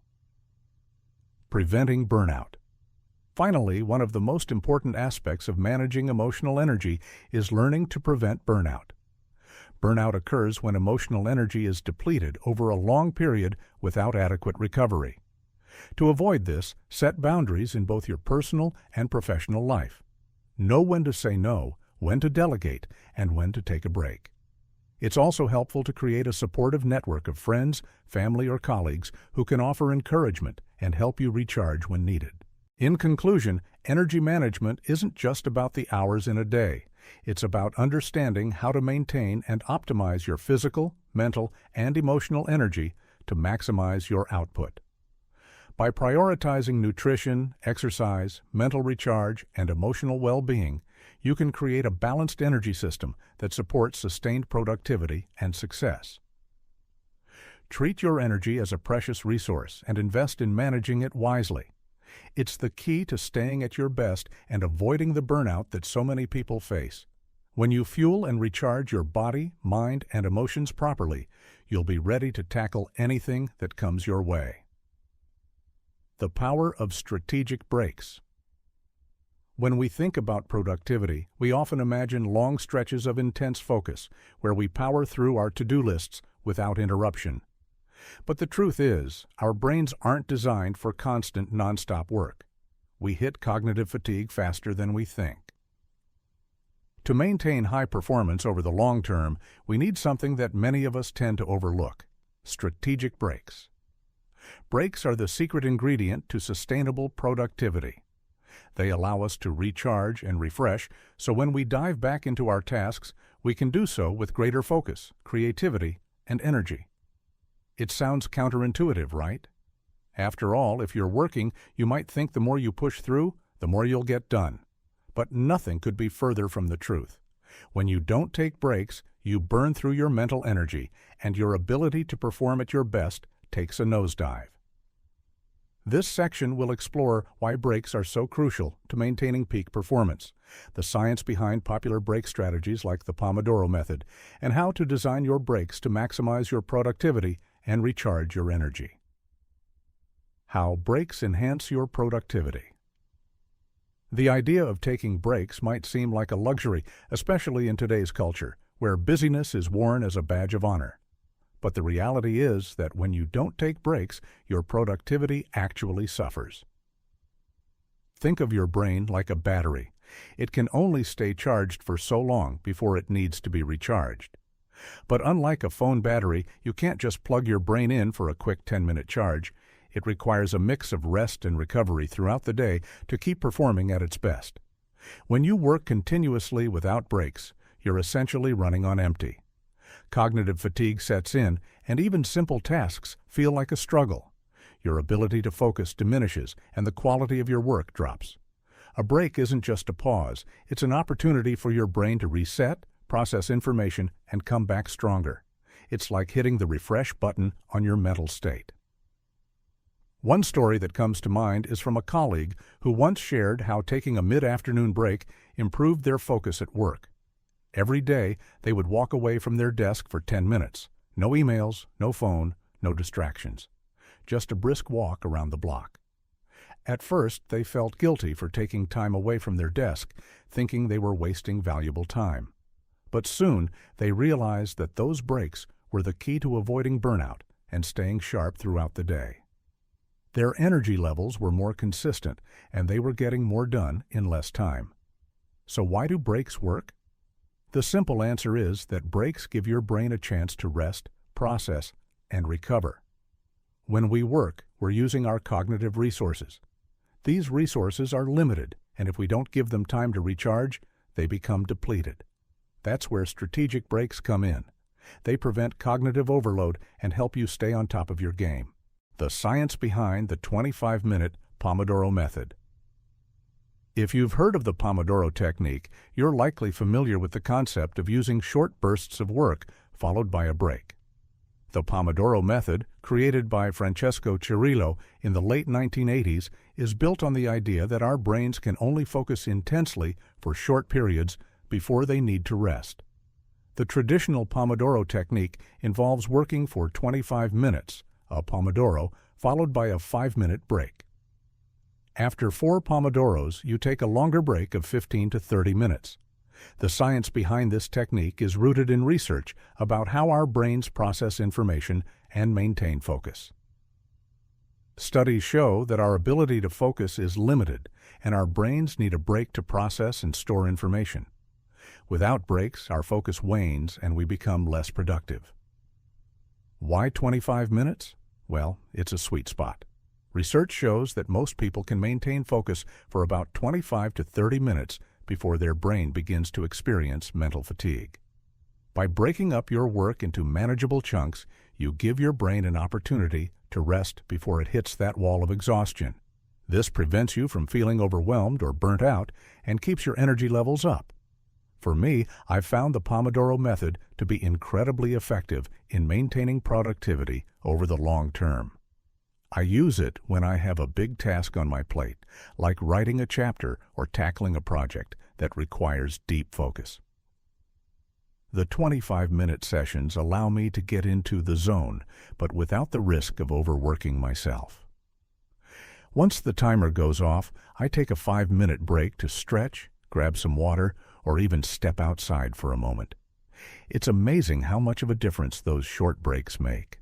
Not only do I feel less fatigued, but my creativity often spikes during the breaks as my mind subconsciously processes the work I've done. It's important to note that the Pomodoro technique isn't rigid. Some days you might need longer work sessions or slightly longer breaks. The key is to find the right balance that allows you to maintain focus without draining your mental energy. Flexibility is crucial for optimizing this method. Designing breaks to maximize recharge. While the Pomodoro method is a great structure for working in focused bursts, the types of breaks you take can make a huge difference in how effectively they recharge you. A break should not only provide rest, but should also restore your energy and prepare you for the next round of intense focus. Physical breaks. One of the most powerful ways to recharge during a break is through physical movement. If you're sitting at a desk for hours on end, your body becomes stiff and your energy starts to drain. Taking a quick walk, stretching, or even doing a few light exercises during a break can boost your circulation, improve your posture, and refresh your mind. I've had personal experience with this when I found myself feeling sluggish after a few hours of writing. I started taking 10-minute walks around my neighborhood during my breaks, and it made a massive difference. The fresh air, the movement, and the shift in scenery gave me a renewed sense of clarity and focus. When I returned to my desk, I was ready to dive back in with energy I didn't even know I had left. Mental breaks. Sometimes the best way to recharge is by giving your mind a chance to reset. Engage in activities that allow your brain to wander and let go of the task at hand. This could be as simple as listening to music, doing a quick meditation session, or engaging in a creative activity that has no connection to work. I often take mental breaks by reading a few pages of a book or listening to a podcast. It's not about checking emails or scrolling through social media, which can drain your energy and distract you even further. Instead, I choose activities that don't demand focus but still offer some form of mental engagement. It's like letting my brain rest, but still providing it with a different kind of stimulation. Creative breaks. Sometimes the best way to recharge isn't through typical rest.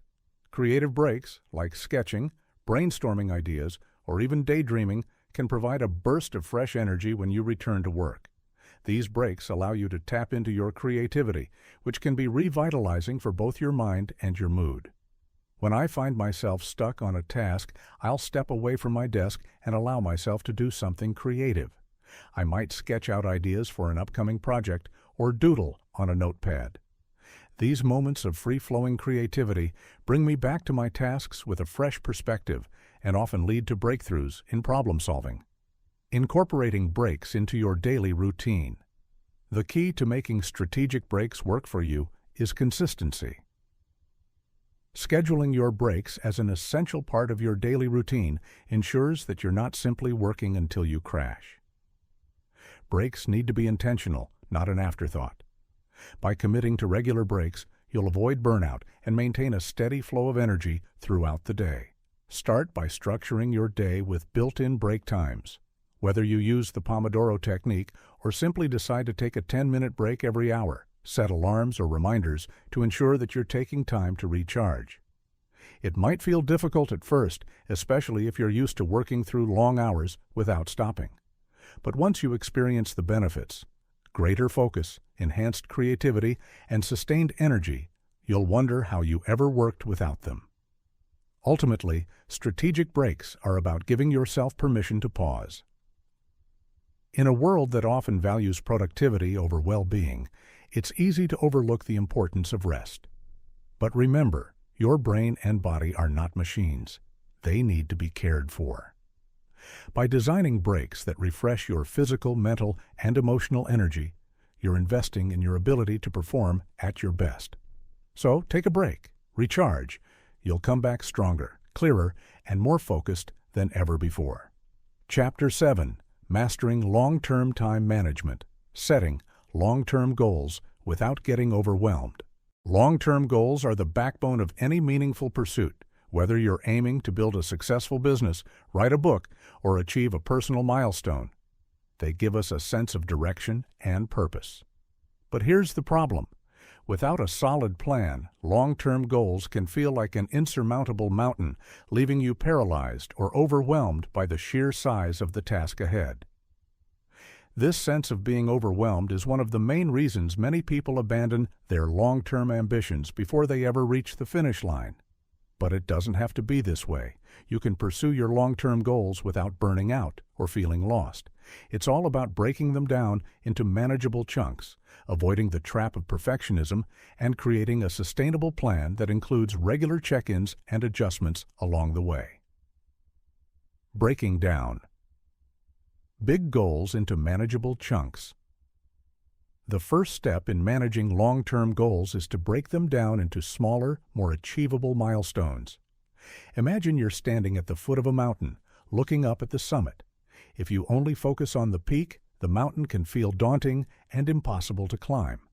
But if you focus on the first few steps in front of you, finding a path, taking your first step, then the next one, the task becomes more manageable. When you approach a long-term goal, the key is to think of it as a series of mini-goals or checkpoints rather than one giant objective. This process of breaking down your goals into chunks creates clarity and focus. It takes what seems like an insurmountable task and makes it more tangible and achievable. This is particularly helpful when you're dealing with large projects that will take months or even years to complete. Let's take the example of writing a book. The goal of write a book is incredibly vague, and if that's all you focus on, you'll quickly find yourself lost in the fog of uncertainty. A better approach would be to break down that goal into smaller, specific tasks. For instance, write 500 words a day, or complete the outline by the end of the month. These mini goals can then be further broken down into daily tasks, such as researching topics, drafting chapters, or revising content. When you break things down this way, the task of writing a book becomes much less intimidating. It's not a single huge mountain, it's a series of smaller hills, each one more manageable than the last. The same principle applies to business or personal development goals. If your ultimate goal is to increase sales by 30% in a year, start by breaking that down into monthly or weekly sales targets. Once you have that framework, you can begin to devise strategies to meet those smaller milestones, making the larger goal more attainable. Each chunk of progress becomes a victory, helping you stay motivated and focused on the bigger picture. How to avoid burnout while pursuing long-term projects. One of the biggest obstacles people face when working on long-term projects is burnout. It's easy to get excited about a goal at first, but the enthusiasm can fade when progress seems slow or obstacles arise.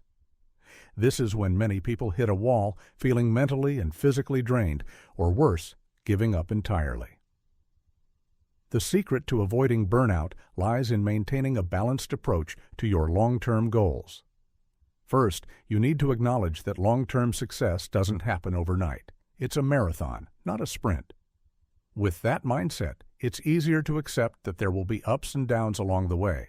There will be days when progress feels slow or setbacks happen, and there will be days when everything seems to fall into place and things move forward effortlessly. Both are part of the process, but when you're working on a long-term project, it's essential to pace yourself and avoid putting all your energy into one sprint-like burst. One key strategy for avoiding burnout is setting realistic expectations and pacing yourself. Rather than working tirelessly without breaks, create a schedule that allows for plenty of rest and recovery. This could mean working intensely for a few days, followed by a day or two of lighter tasks or rest. Or you might schedule a full day off every week, ensuring that you're giving yourself regular breaks to recharge. This type of pacing not only prevents burnout, but also ensures you remain productive over the long haul. Another important tactic is to set boundaries with your time. It's easy to get caught up in the hustle culture, constantly pushing yourself to work harder and longer. However, this mindset can lead to exhaustion and diminishing returns. Instead, focus on setting specific work hours and sticking to them. This helps you establish boundaries between work and personal time so that you can enjoy the things that help you recharge, whether that's spending time with family, exercising, or indulging in hobbies. When you create balance, you avoid the sense of overwhelm that comes from constantly working without respite. Finally, it's crucial to embrace the idea of progress, not perfection. When working on a long-term goal, it's easy to fall into the trap of thinking everything needs to be perfect. This mindset not only wastes valuable time, but also sets you up for frustration. Accept that the journey will have bumps and mistakes along the way, and be kind to yourself when things don't go according to plan. Perfectionism is a productivity killer. Instead, focus on making consistent progress and celebrating the small wins. Every small step forward is a step closer to your end goal. The importance of regular check-ins and adjustments. Even the best-laid plans need to be adjusted from time to time. That's why regular check-ins are essential when pursuing long-term goals. These check-ins help you stay on track, reassess your strategy, and make any necessary adjustments along the way. Set aside time every week or month to review your progress toward your long-term goal. Ask yourself key questions. Are you meeting your mini goals and milestones? Are there any roadblocks or challenges that you didn't anticipate? Is the timeline you set for yourself still realistic, or do you need to make adjustments? It's easy to get swept up in the flow of daily tasks, but taking a step back regularly helps you evaluate whether your efforts are truly leading you toward your larger goal. It's also an opportunity to celebrate progress and recognize how far you've come. This sense of accomplishment can reignite your motivation and keep you moving forward. In addition to weekly or monthly check-ins, be prepared to make adjustments to your plan as circumstances change. Life is unpredictable, and there will be times when things don't go according to the original timeline. Whether it's due to unexpected personal challenges or shifts in your business environment, flexibility is crucial. Don't be afraid to reassess your goals and adjust them as needed. For example, if a particular strategy isn't yielding the results you expected, it might be time to try something new. Flexibility and adaptability are key to long-term success, and making adjustments to your approach doesn't mean you're failing. It simply means you're being proactive in ensuring your success. Another important aspect of long-term goal management is the ability to pivot when necessary. There will be times when the original goal you set no longer aligns with your values, priorities, or circumstances. That's okay. It's important to be honest with yourself about whether your goal is still worth pursuing. If it's not, be willing to adjust or even abandon it in favor of something more meaningful. Life is too short to waste time on goals that no longer serve you. Instead, focus on goals that truly excite you and bring you fulfillment. By consistently checking in on your progress, reassessing your approach, and being open to change, you're setting yourself up for success in the long run. Mastering long-term time management is a dynamic process that requires both patience and flexibility. The most successful people aren't those who push through obstacles without stopping. They're the ones who continually reassess their strategy, stay true to their vision, and adjust as needed, tracking your time for ongoing success. In the fast-paced world we live in, it's easy to get lost in the chaos of daily life.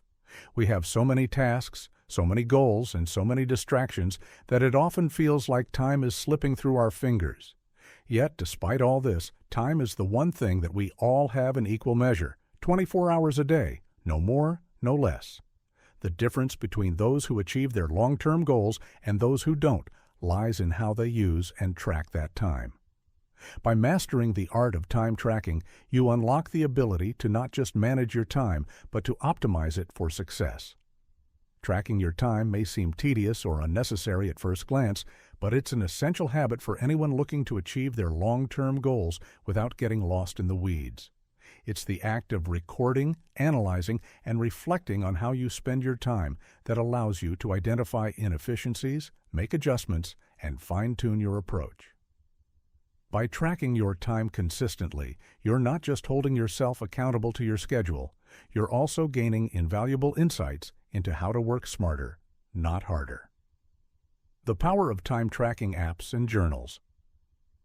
In the past, time tracking was a manual and tedious process, scribbling down everything you did, every hour of the day.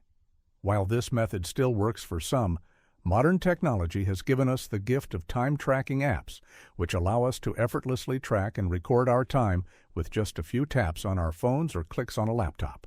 There's no shortage of time tracking apps available today, from simple timers to advanced systems with features that allow you to categorize tasks, track billable hours, and even generate reports. Popular apps like Toggle, Rescue Time, and Clockify give users the ability to track their time in real time or post factum, depending on their preferences. These apps help you break your day into specific time blocks, making it easy to visualize where your time is going and how you're spending it. But while apps are helpful, they don't replace the old-school habit of journaling. Writing down your activities in a time-tracking journal, whether digital or physical, creates an extra layer of mindfulness and reflection. It's one thing to log your time digitally, but taking a moment to write down what you did and why can often reveal deeper insights into your habits, behaviors, and mindset. A simple time-tracking journal might look like this. Time, 9 a.m. Activity. Responded to emails. Purpose, routine task, but felt distracted. Reflection. Spent more time than expected on emails. Might need to set a timer next time. The act of journaling gives you a space to reflect on the quality of the time spent, not just the quantity. It allows you to assess not only how long you spent on something, but how you felt about it. Did it feel productive, or did you get distracted halfway through? Did you feel energized afterward or drained? These emotional cues can help you assess how well you're managing your energy and time. When you're tracking your time, whether through an app or journal, it's essential to capture everything: work tasks, personal time, social activities, rest, and even moments of procrastination. The more detailed your time log, the more accurate your analysis will be. By consistently tracking your time, you'll start to notice patterns. Perhaps you spend more time on social media than you realize. Maybe you tend to waste hours in unproductive meetings. These patterns are the key to understanding how you're truly spending your time. How to analyze your time for improvement. Tracking your time is only the first step. The real power comes in analyzing the data you collect. This is where many people falter. They track their time, but they don't take the time to look at the bigger picture and analyze the patterns. The first step in analyzing your time is to look for what's called time leaks. These are the pockets of time throughout your day that go unaccounted for, often due to distractions, inefficiencies, or poor time allocation. Maybe you're spending too much time on low-priority tasks or checking emails every 5 minutes instead of focusing on your key work. Maybe you're consistently procrastinating on critical tasks. These time leaks are often invisible until you take the time to track and analyze your schedule. Once you identify them, you can take steps to plug them. One of the most common time leaks is task switching, bouncing between multiple projects without fully focusing on any one of them. Task switching is inefficient because it takes time for your brain to recalibrate when switching between tasks. Even if you feel like you're getting more done, you're actually spending more time on each task than you would if you focused solely on one thing at a time. Another common time leak is perfectionism. Many people waste hours tweaking small details or trying to make something perfect, even though it doesn't move the needle significantly on the bigger goal. If you're tracking your time and notice that you're spending a disproportionate amount of time on insignificant tasks, it might be time to reconsider your approach. Are you really advancing your goals, or are you trapped in the pursuit of an unattainable standard? Once you identify time leaks, it's time to reallocate your time. Look at the activities in your day and ask yourself which ones are truly moving the needle toward your long-term goals. Are there tasks you can eliminate, delegate, or automate? Are there areas where you can streamline your efforts? Time tracking is a powerful tool for optimizing your work and life, but only if you use the data to make adjustments. Don't just track for the sake of tracking. Track to improve. When analyzing your time, don't forget to consider the quality of the time you're spending. If you're tracking your work hours, but your output is low, there may be issues with your focus, energy, or mindset. For example, if you spend hours working on a project but feel mentally drained afterward, it might indicate that you're not working efficiently or that your energy levels are not being managed effectively. In such cases, you may need to experiment with different work techniques, like time blocking, Pomodoro intervals, or the 90-minute work block discussed earlier, to see which ones maximize your focus and productivity. Using data to fine-tune your time mastery. Once you have a solid grasp of how your time is spent and where it's going, it's time to use the data to fine-tune your time mastery. Data is not just about seeing where things are going wrong. It's about seeing where things are going right and using that information to optimize further. One way to use the data is to identify peak productivity periods. Time tracking will reveal when you're most focused and energized. Maybe you're a morning person who is at their best between 9 a.m. and 12 p.m., or perhaps you're someone who thrives in the late afternoon. By identifying your peak productivity windows, you can schedule your most demanding and high-priority tasks during those times. For less demanding tasks, you can use off-peak hours when your energy is lower. In addition to identifying peak productivity periods, data can help you see where your energy dips throughout the day. If you're tracking your time and consistently notice a slump after lunch, it could indicate that you need to adjust your routines to account for this dip in energy. Perhaps you need to take a longer break or focus on lighter tasks after lunch. Small tweaks like these can make a significant difference in your overall productivity. Another way to use time tracking data is to assess how long specific tasks take to complete. Are you spending more time on certain tasks than you expected? If so, why? Time tracking allows you to assess whether you're allocating too much time to non-essential tasks or if certain tasks need more focus. Once you have a clearer picture of how long things take, you can set more accurate expectations and adjust your time blocks accordingly. Lastly, tracking your time over the long term allows you to see your overall progress. You can track how much time you're spending on your goals versus distractions and measure your improvement over time.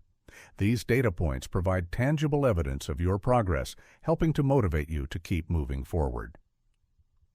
Building habits for sustainable success. When it comes to long-term time management, it's not just about managing the hours in the day or mastering the perfect schedule. It's about building lasting habits that make time management feel less like a constant struggle and more like a lifestyle.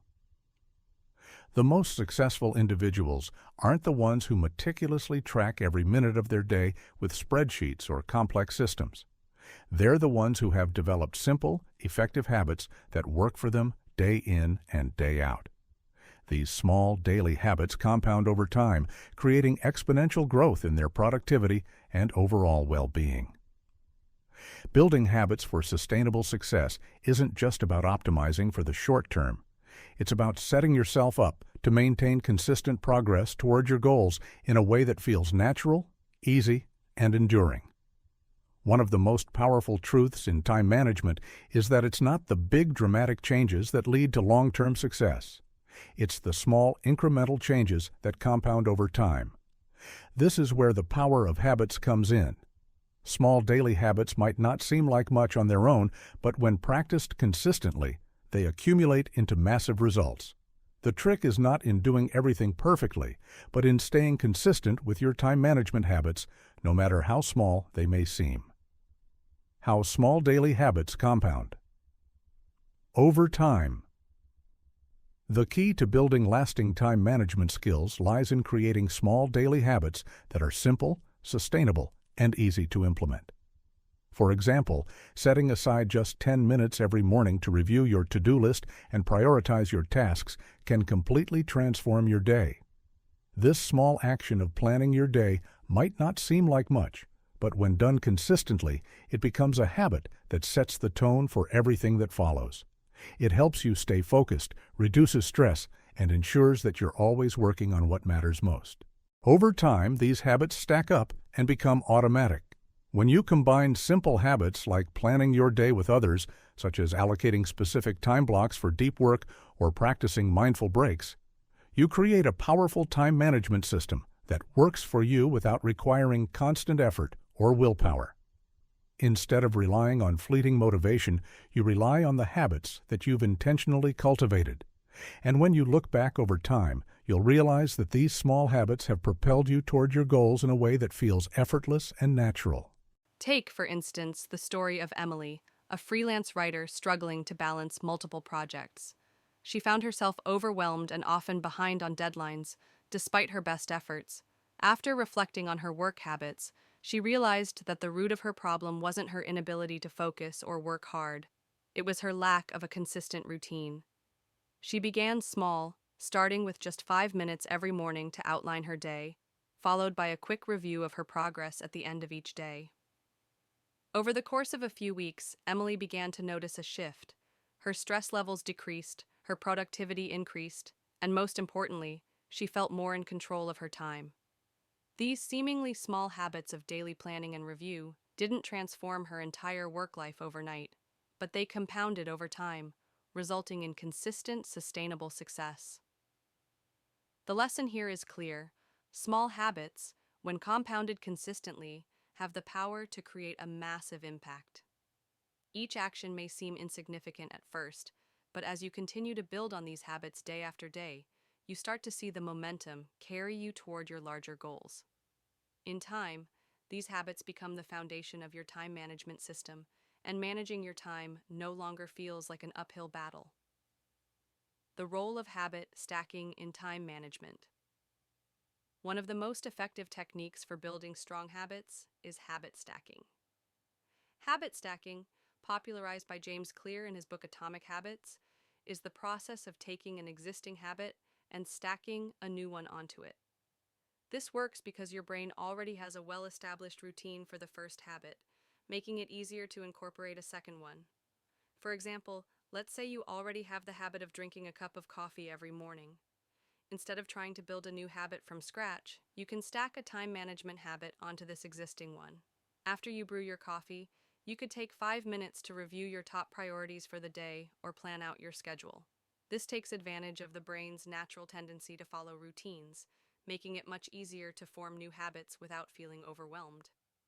Another common example of habit stacking in time management is using the time you spend commuting to listen to productivity podcasts or audiobooks. If you're already in the habit of driving to work or walking to a bus stop, you can stack the habit of listening to educational content during this time, turning what might be an unproductive stretch into a valuable learning opportunity. By stacking habits, you not only make it easier to build new habits, but you also integrate them seamlessly into your daily life, where they'll have the most impact. Habit stacking is an incredibly powerful tool because it allows you to build on the momentum of existing routines, making new habits feel less intrusive and more natural. By identifying natural points in your day where you can stack new habits, you're creating an environment where successful time management becomes automatic. Over time, these small stacks of habits build upon each other, resulting in a much more efficient, productive, and fulfilling routine. Turning time management into a lifestyle. Time management isn't a one-time project. It's not about temporarily cramming more tasks into your schedule or burning through a to-do list until you're exhausted. True time management mastery is about making time management a way of life. It's about shifting your mindset from seeing time management as something you have to do to something you get to do. When you embrace time management as part of your daily lifestyle, it becomes second nature. It stops being a chore and starts being a powerful tool for living a life that aligns with your deepest values and goals. The first step in turning time management into a lifestyle is to stop viewing it as a short-term fix. Instead of trying to force yourself into an overly rigid schedule that feels like a prison, find the balance between structure and flexibility that works for you. For example, you might experiment with different time-blocking techniques or productivity hacks to see what feels sustainable. If you're constantly pushing yourself to meet deadlines or overloading your calendar with commitments, you'll quickly burn out. It's not about being busy, it's about being intentional with how you use your time. One individual who successfully made time management a lifestyle was Sam, a software developer who often felt overwhelmed by the constant demands of his job. Initially, he tried the typical time management methods, creating detailed schedules, using time tracking apps, and optimizing his workspace. However, he quickly found that these methods didn't work long-term because they lacked the sustainability he needed. After reflecting on his habits, Sam decided to embrace a more holistic approach to time management. He began to integrate simple habits into his life that aligned with his long-term goals and values. He prioritized sleep, set boundaries with his work hours, and adopted a more flexible yet structured approach to his daily schedule. Instead of seeing time management as a burden, he began to see it as a lifestyle that supported his work, his health, and his happiness. Building time management into your lifestyle also means being flexible and adaptable. Life isn't always going to go according to plan, and the ability to adjust when things inevitably go off track is key to long-term success. The most successful people are the ones who can roll with the punches and course correct when necessary without losing sight of their ultimate goals. They recognize that time management isn't about rigid perfection. It's about finding a flow that works for them and adjusting along the way. Chapter 8. Maintaining Mastery Without Burning Out, Preventing Time Management Fatigue. As we've journeyed through the strategies and principles of time management, it's clear that mastering your time is one of the most powerful ways to reclaim control of your life. However, it's equally important to understand that managing time doesn't mean overloading your schedule or pushing yourself to the brink of exhaustion. In fact, mastering your time is about creating a balanced life where you can be productive, achieve your goals, and still have the energy to enjoy life. One of the most common pitfalls of time management is something I call time management fatigue. It's that feeling when you're managing your time perfectly on paper, but in practice, you're overwhelmed, stressed, and burned out. Despite all your efforts to optimize every minute, you feel like you're running on empty. This section will focus on how to prevent time management fatigue, recover from burnout, and implement sustainable strategies for maintaining high performance without sacrificing your health and well-being. Recognizing the signs of overwhelm. Before we dive into solutions, it's important to first recognize the signs of overwhelm. Many of us are guilty of pushing through our stress, pretending we're okay, and ignoring the warning signs until we're at our breaking point. But understanding the early signs of time management fatigue can help you course correct before it's too late. Some common signs that you're approaching burnout or overwhelm include feeling constantly busy. Without getting much done, you might find yourself scrambling from one task to the next, but when you look back at the end of the day, you don't feel like you've accomplished anything of significance. This is a sign that your time is being spent on tasks that don't align with your goals or priorities. Physical symptoms. Overwhelm often manifests physically. You might notice tension in your shoulders, headaches, digestive issues, or feeling fatigued throughout the day despite getting enough sleep. Your body is trying to tell you that it's under stress. Decision fatigue. When you've been managing your time meticulously but still feel mentally exhausted, decision fatigue sets in. It becomes harder to make simple decisions because your brain is overloaded with too many choices, both big and small. You may even find yourself procrastinating on tasks that require more mental energy. Lack of motivation or inspiration. When you're burned out, your energy and creativity start to dwindle. The passion that once fueled your productivity can suddenly feel like it's gone. You may start questioning the purpose of your work or your goals altogether. Mood swings and irritability. The stress of constantly juggling tasks can lead to mood swings, irritability, and even a sense of helplessness. When you're drained, it's easy to snap or become easily frustrated by things that usually wouldn't bother you. Recognizing these early signs of overwhelm is crucial to maintaining your time management effectiveness without pushing yourself to the edge. The sooner you identify these signs, the sooner you can take action to restore balance and prevent burnout. How to recover from time management. Burnout can feel like a deep, exhausting pit, and once you're in it, it can seem impossible to climb out. However, recovery from burnout is not only possible, it's essential to your long-term success. If you're feeling burned out from overmanaging your time, here are some steps to help you recover and get back to a balanced, sustainable workflow. 1. Acknowledge your limits. The first step in recovery is to acknowledge that you've reached your limit. No one can operate at maximum efficiency 100% of the time. The first step to overcoming burnout is to admit that you're exhausted, that your strategies aren't working, and that you need a break. This can feel uncomfortable, especially for high achievers who pride themselves on their productivity. However, this acknowledgement is crucial for your mental and physical well-being. 2. Take a step back to reflect. Sometimes the best way to regain clarity is to step back and reflect. Take a few days or even a week away from your normal routine. This could mean taking time off from work, saying no to extra commitments, or even setting aside your daily productivity goals. Use this time to recharge, reflect, and reset your priorities. What tasks are draining you? What activities give you energy and joy? Reflect on your long-term goals and whether they align with your current actions. Taking time for reflection also allows you to reset your mindset. It's easy to get caught up in the daily grind, but reflection helps you reconnect with your why. Reconnecting with your purpose can help reframe your mindset and provide the motivation you need to move forward. 3. Prioritize self-care. It's impossible to function at your best when you're running on empty. Taking care of your body and mind is essential to time management recovery.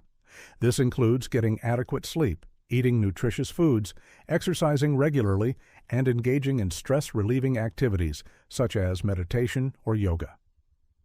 Self-care also means allowing yourself permission to relax and unwind. If you've been pushing yourself too hard, it's okay to take a break from productivity.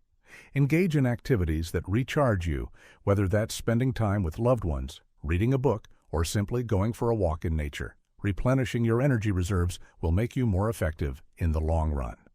4. Reset your time management system. Once you've taken time to rest and reflect, it's time to reset your time management system. If your current approach is contributing to burnout, it's essential to make adjustments. Simplify your schedule. If your calendar is overloaded with tasks and commitments, take a step back and prioritize. Eliminate unnecessary activities and focus on what truly matters. If something doesn't align with your goals, it's okay to let it go. Focus on energy, not just time. Time management is about more than scheduling tasks. It's also about managing your energy. Assess your personal energy cycles and structure your day around when you have the most energy. If you're most productive in the morning, allocate your hardest tasks to that time. Reserve the afternoon for lighter work or rest. Use the 80-20 rule. As we discussed earlier, the 80-20 rule, Pareto principle, can help you focus on the 20% of tasks that generate 80% of the results. Identify the most important tasks that contribute directly to your goals and give them priority, while pushing less critical tasks to the side. Build in flexibility. Rigidity can lead to frustration and burnout. Build flexibility into your time management system by allowing for buffer time between tasks and breaks when needed. This will prevent you from feeling overwhelmed by tight deadlines and rigid schedules. Strategies for sustaining high performance. Without exhaustion. Once you've recovered from burnout and reset your time management system, the goal is to build sustainable strategies for maintaining high performance without falling into the trap of exhaustion. These strategies will help you sustain your productivity over the long term without compromising your health and well-being. 1. Focus on quality, not quantity. Instead of focusing on doing more, focus on doing better. It's easy to fall into the trap of trying to fit as many tasks into your day as possible, but this often leads to burnout. Instead, shift your focus to completing high-quality tasks that align with your values and goals. By doing fewer things but doing them well, you'll achieve greater satisfaction and results. 2. Set realistic expectations.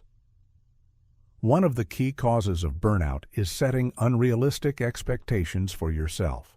While ambition is important, it's crucial to recognize that you can't do everything at once. Set realistic, achievable goals for each day and week, and don't be afraid to adjust them if necessary. Be kind to yourself and recognize that progress takes time. 3. Build recovery into your routine. Sustainable high performance requires regular recovery. This means building rest and recovery into your time management system as much as you build in work and productivity. Whether it's taking a break every hour, ensuring you get enough sleep, or scheduling regular off days, recovery is crucial to maintaining your energy and focus. Without adequate rest, your performance will begin to decline, leading to burnout. 4. Embrace flexibility and adaptability. Life is unpredictable, and it's important to remain flexible in your time management approach. Not everything will go according to plan, and that's okay. By learning to adapt to changes, you can reduce stress and prevent burnout. Remember that flexibility is key to long-term success. Self-compassion and time management. In the relentless pursuit of time management perfection, many of us forget the most important ingredient for success: self-compassion. It's easy to fall into the trap of thinking that in order to achieve the results we want, we must constantly push ourselves, be relentlessly productive, and never take a break. But this mindset is a quick road to burnout. The truth is, time management isn't just about optimizing your schedule. It's about being kind to yourself along the way. In this section, we'll explore why being compassionate with yourself is crucial for long-term success, how perfectionism and guilt often sabotage our best efforts, and how to incorporate rest into your routine without feeling like you're slacking. Why being kind to yourself is crucial. Self-compassion is a concept that many of us struggle with. In a world that constantly emphasizes hustle, achievement, and doing more, taking time to show ourselves kindness can feel like a luxury we can't afford. But the opposite is true. Being kind to yourself is not a luxury. It's a necessity. Without it, you're at risk of undermining your own efforts, burning out, and losing sight of your long-term goals. When it comes to time management, self-compassion allows you to recognize that you're only human. We all have limitations. No matter how efficient, organized, or disciplined we are, there will be days when things don't go according to plan. That's okay. In fact, it's inevitable. Showing yourself kindness when things don't go as expected prevents you from falling into a cycle of guilt and frustration. Being compassionate with yourself means accepting that mistakes are part of the process. When you inevitably face setbacks or fall short of your goals, instead of beating yourself up, you give yourself grace. You remind yourself that setbacks are a natural part of growth and that it's okay to have off days. This mindset shift is essential for maintaining long-term motivation and avoiding the exhaustion that comes from constant self-criticism. Let's take a moment to think about a time when you were particularly hard on yourself. Maybe you missed a deadline, or you couldn't stick to your time-blocking schedule. Now imagine if, instead of feeling defeated, you approach that moment with kindness, acknowledging that you're doing your best and that one misstep doesn't define your entire journey. Self-compassion allows you to approach time management with a healthy mindset, one that fosters resilience and ongoing progress. How perfectionism and guilt sabotage your time mastery. If you've ever found yourself paralyzed by the fear of making a mistake or constantly striving for a perfect schedule, then you're no stranger to perfectionism. Perfectionism can be a silent killer when it comes to effective time management. While it may seem like a motivating factor at first, perfectionism often leads to stress, procrastination, and a sense of inadequacy. The desire to do everything perfectly can make even the most productive person stall in the face of a task. You may delay starting a project because you fear it won't be flawless, or you may become so fixated on details that you miss the big picture entirely. Perfectionism can lead to overthinking, which makes everything more difficult and time-consuming than it needs to be. In time management, perfectionism rears its head in several ways. Maybe you spend too much time tweaking your calendar until it's just right, but that leaves no room for flexibility or spontaneity. Or perhaps you create impossible to-do lists, overloading yourself with tasks that are far from realistic. Perfectionism thrives on the illusion that there's a perfect way to manage your time, but the reality is, perfection doesn't exist. Equally damaging is the guilt that often accompanies time management mistakes. Guilt can be a powerful motivator, but it's also one of the most destructive emotions when it comes to achieving sustainable success. When you don't meet your goals or experience a setback, it's easy to feel guilty. But guilt doesn't help you learn from mistakes. It just keeps you stuck in a cycle of self-recrimination. Consider this scenario. You miss a deadline or fall behind on your time-blocking schedule. If you immediately feel guilty, you're more likely to spend the next few hours or even days beating yourself up. This creates a negative feedback loop that can prevent you from moving forward. Instead of acknowledging the mistake and making a plan to improve, you end up spending time and energy on negative emotions, which are counterproductive. This is where self-compassion becomes crucial. Instead of using guilt as a motivator, shift your mindset to one of self-kindness. When you miss a goal, remind yourself that this doesn't mean you've failed. It means you've encountered a setback, which is simply a part of the process. By letting go of the guilt, you free yourself from the mental and emotional weight that holds you back from moving forward. Incorporating rest without feeling like you're slacking. One of the most significant challenges in time management is learning how to rest without feeling guilty. Rest is essential for maintaining energy, focus, and productivity, yet many people still see it as a luxury or wasted time. In a culture that often praises hustle over relaxation, it can be difficult to understand that rest is actually a critical part of time management. It's important to recognize that rest is not only about physical recovery, it's also about mental and emotional renewal. Without rest, your brain becomes overloaded and your body suffers from fatigue. When you're constantly on, your productivity decreases over time because you're not giving yourself the necessary breaks to recharge. The key to incorporating rest into your time management routine without feeling like you're slacking is to reframe your perspective. Rest is an investment in your productivity, not a sign of weakness or laziness. When you make rest a priority, you are setting yourself up for long-term success. Start by scheduling intentional breaks into your day, just like you would any other task. This could be a 10-minute walk, a short meditation session, or simply time spent reading or relaxing without checking your phone. These breaks are not wasted time. They are part of the process of maintaining your energy and focus throughout the day. You may also find that your productivity increases after a period of rest. In fact, some of the most successful people in the world, including CEOs and high-achieving athletes, incorporate rest into their daily routines because they understand that it's not just about working harder, it's about working smarter.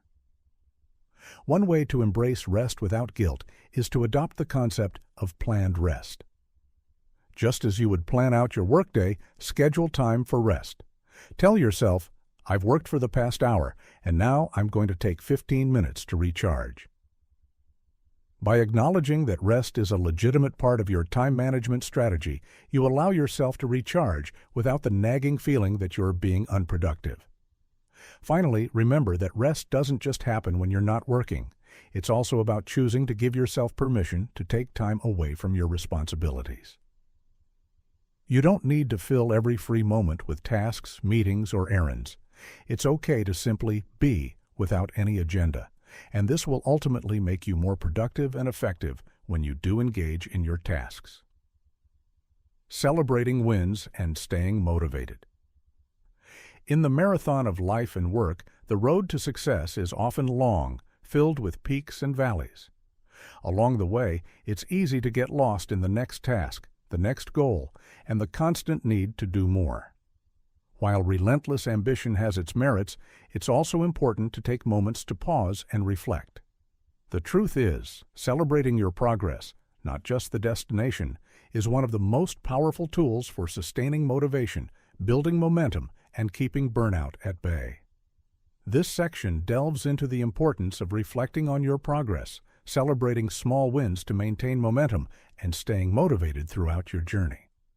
It's all about recognizing that time management isn't just about squeezing more into your day.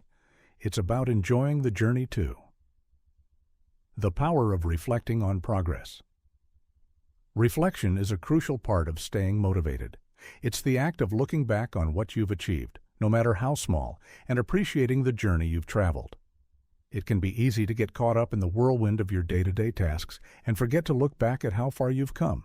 In fact, many high achievers are notorious for skipping this important step, moving from one goal to the next without taking a moment to celebrate or reflect on their accomplishments. When was the last time you stopped and reflected on your progress? I don't mean checking off tasks on your to-do list or simply glancing at a goal and moving on. I mean taking a true pause, sitting with your achievements, and acknowledging how much you've accomplished. This practice is essential because it helps you recognize your growth, reframe challenges, and reinforce the belief that you are moving in the right direction. In fact, studies show that taking time to reflect on your progress boosts self-esteem and encourages a positive mindset. When you reflect on your progress, you not only reinforce the habits that have brought you success, but you also acknowledge the hard work that's led you to where you are now. Reflection also allows you to gain clarity. When you're constantly racing through life, you don't always have time to step back and see the bigger picture. But when you take a moment to reflect, you can see how each small task, each day, and each decision contributes to the larger narrative of your life. This gives you a sense of purpose and helps you maintain motivation when the going gets tough. For example, after a particularly grueling week of meeting deadlines and working late into the night, I sat down to reflect on what I had accomplished. At first, I felt overwhelmed by everything left undone, but as I took a moment to review the tasks I had successfully completed, I realized how much progress I had made toward my goals. Instead of focusing on the tasks that remained, I felt energized by the things I had already achieved. This shift in perspective helped me maintain my drive and pushed me to keep going. Reflection is about acknowledging both the wins and the lessons learned, so take the time to review your progress regularly and use it as fuel to keep moving forward. Celebrating small wins to keep momentum going. Celebrating small wins is essential for maintaining momentum. Too often, we think of success as something that only happens in big, dramatic bursts, the huge promotion, the major project completed, or the lofty goal achieved. While these milestones are important, they're not the only source of motivation. In fact, it's the small wins that accumulate over time that keep you going when the long road to a major achievement feels daunting. Imagine this. You've set out to write a book. The task feels monumental. So much to do, so many chapters to write, and the pressure to make it perfect. If you only focus on the final goal of having a published book, it can become overwhelming. But what if, instead of waiting for the grand accomplishment, you celebrated every small step along the way? Finished your first chapter? Celebrate. Got through a particularly tough section? Celebrate. Hit your daily word count goal? Celebrate. Each of these small wins is a victory that deserves recognition. Celebrating small wins doesn't always require a party or grand gesture. Sometimes it's as simple as taking a moment to acknowledge your progress. Maybe it's a quiet, well done to yourself, or treating yourself to a small reward like a favorite meal or a relaxing break. These celebrations, no matter how small, signal to your brain that you are making progress, and that progress is worth celebrating. The act of celebration boosts dopamine, a neurotransmitter associated with pleasure and motivation. This release of dopamine reinforces positive behaviors, creating a cycle of motivation that propels you forward. Each time you celebrate a small win, your brain learns that accomplishing goals leads to positive outcomes, making it more likely that you'll stay motivated and continue taking action. It's also worth noting that celebrating doesn't always mean you've achieved something perfectly. Sometimes the celebration is about persistence, effort, or overcoming obstacles. For instance, if you've been consistently managing your time better, even if you haven't yet completed your bigger projects, it's still worth celebrating. Recognizing that you're building better habits, becoming more focused, and making progress toward your goals is worth acknowledging. A personal story comes to mind here. A few years ago, I decided to start a YouTube channel. The first few months were frustrating. I was inconsistent, my content wasn't great, and growth was slow. But instead of getting discouraged by the bigger goal of becoming a successful creator, I celebrated every small win along the way. My first 100 subscribers, the first video that got more than 100 views, and every new milestone, no matter how small. These celebrations kept me motivated, and today, that once small channel has grown beyond my expectations. Without those small celebrations along the way, I likely would have burned out long before reaching this point. How to stay motivated. Over the long haul. Staying motivated over the long haul is the real challenge. In the short term, it's easy to get excited and work hard. But sustaining motivation over the long term is an entirely different game. It requires strategy, planning, and a mindset that values progress over perfection. One of the keys to long-term motivation is having a clear vision of your goals and keeping that vision front and center. This doesn't mean obsessing over your ultimate destination every day, but it does mean revisiting your why regularly. What is the big reason you started your journey in the first place? When you connect with your deeper purpose, it becomes easier to keep going, even when things get tough. Another strategy is to break your long-term goals into smaller, more manageable chunks. By focusing on small wins and manageable steps, you avoid the overwhelm that can come with long-term projects. This is where the power of daily and weekly planning comes into play. By creating small, achievable goals for each day or week, you set yourself up for success and keep motivation high. It's also important to stay flexible. Life rarely goes according to plan, and sometimes the path to your goals will change. When you can roll with the punches and adapt, you'll maintain a sense of control over your journey. Flexibility also prevents burnout because it allows you to adjust your pace when needed. Lastly, don't underestimate the power of surrounding yourself with a supportive community. Having people who encourage you, challenge you, and cheer you on can make all the difference when motivation starts to wane. Whether it's a mentor, a colleague, or a group of like-minded individuals, having someone to share the highs and lows of your journey with keeps the fire of motivation burning. A few years ago, I faced a period of stagnation in my career. My progress had plateaued, and I was feeling disheartened. It was during this time that I found a group of people who were going through similar challenges. We shared our struggles, successes, and setbacks. Their support and encouragement reignited my motivation and helped me push through the tough times. Today, I'm grateful for that community as they played a significant role in helping me stay motivated when I needed it most.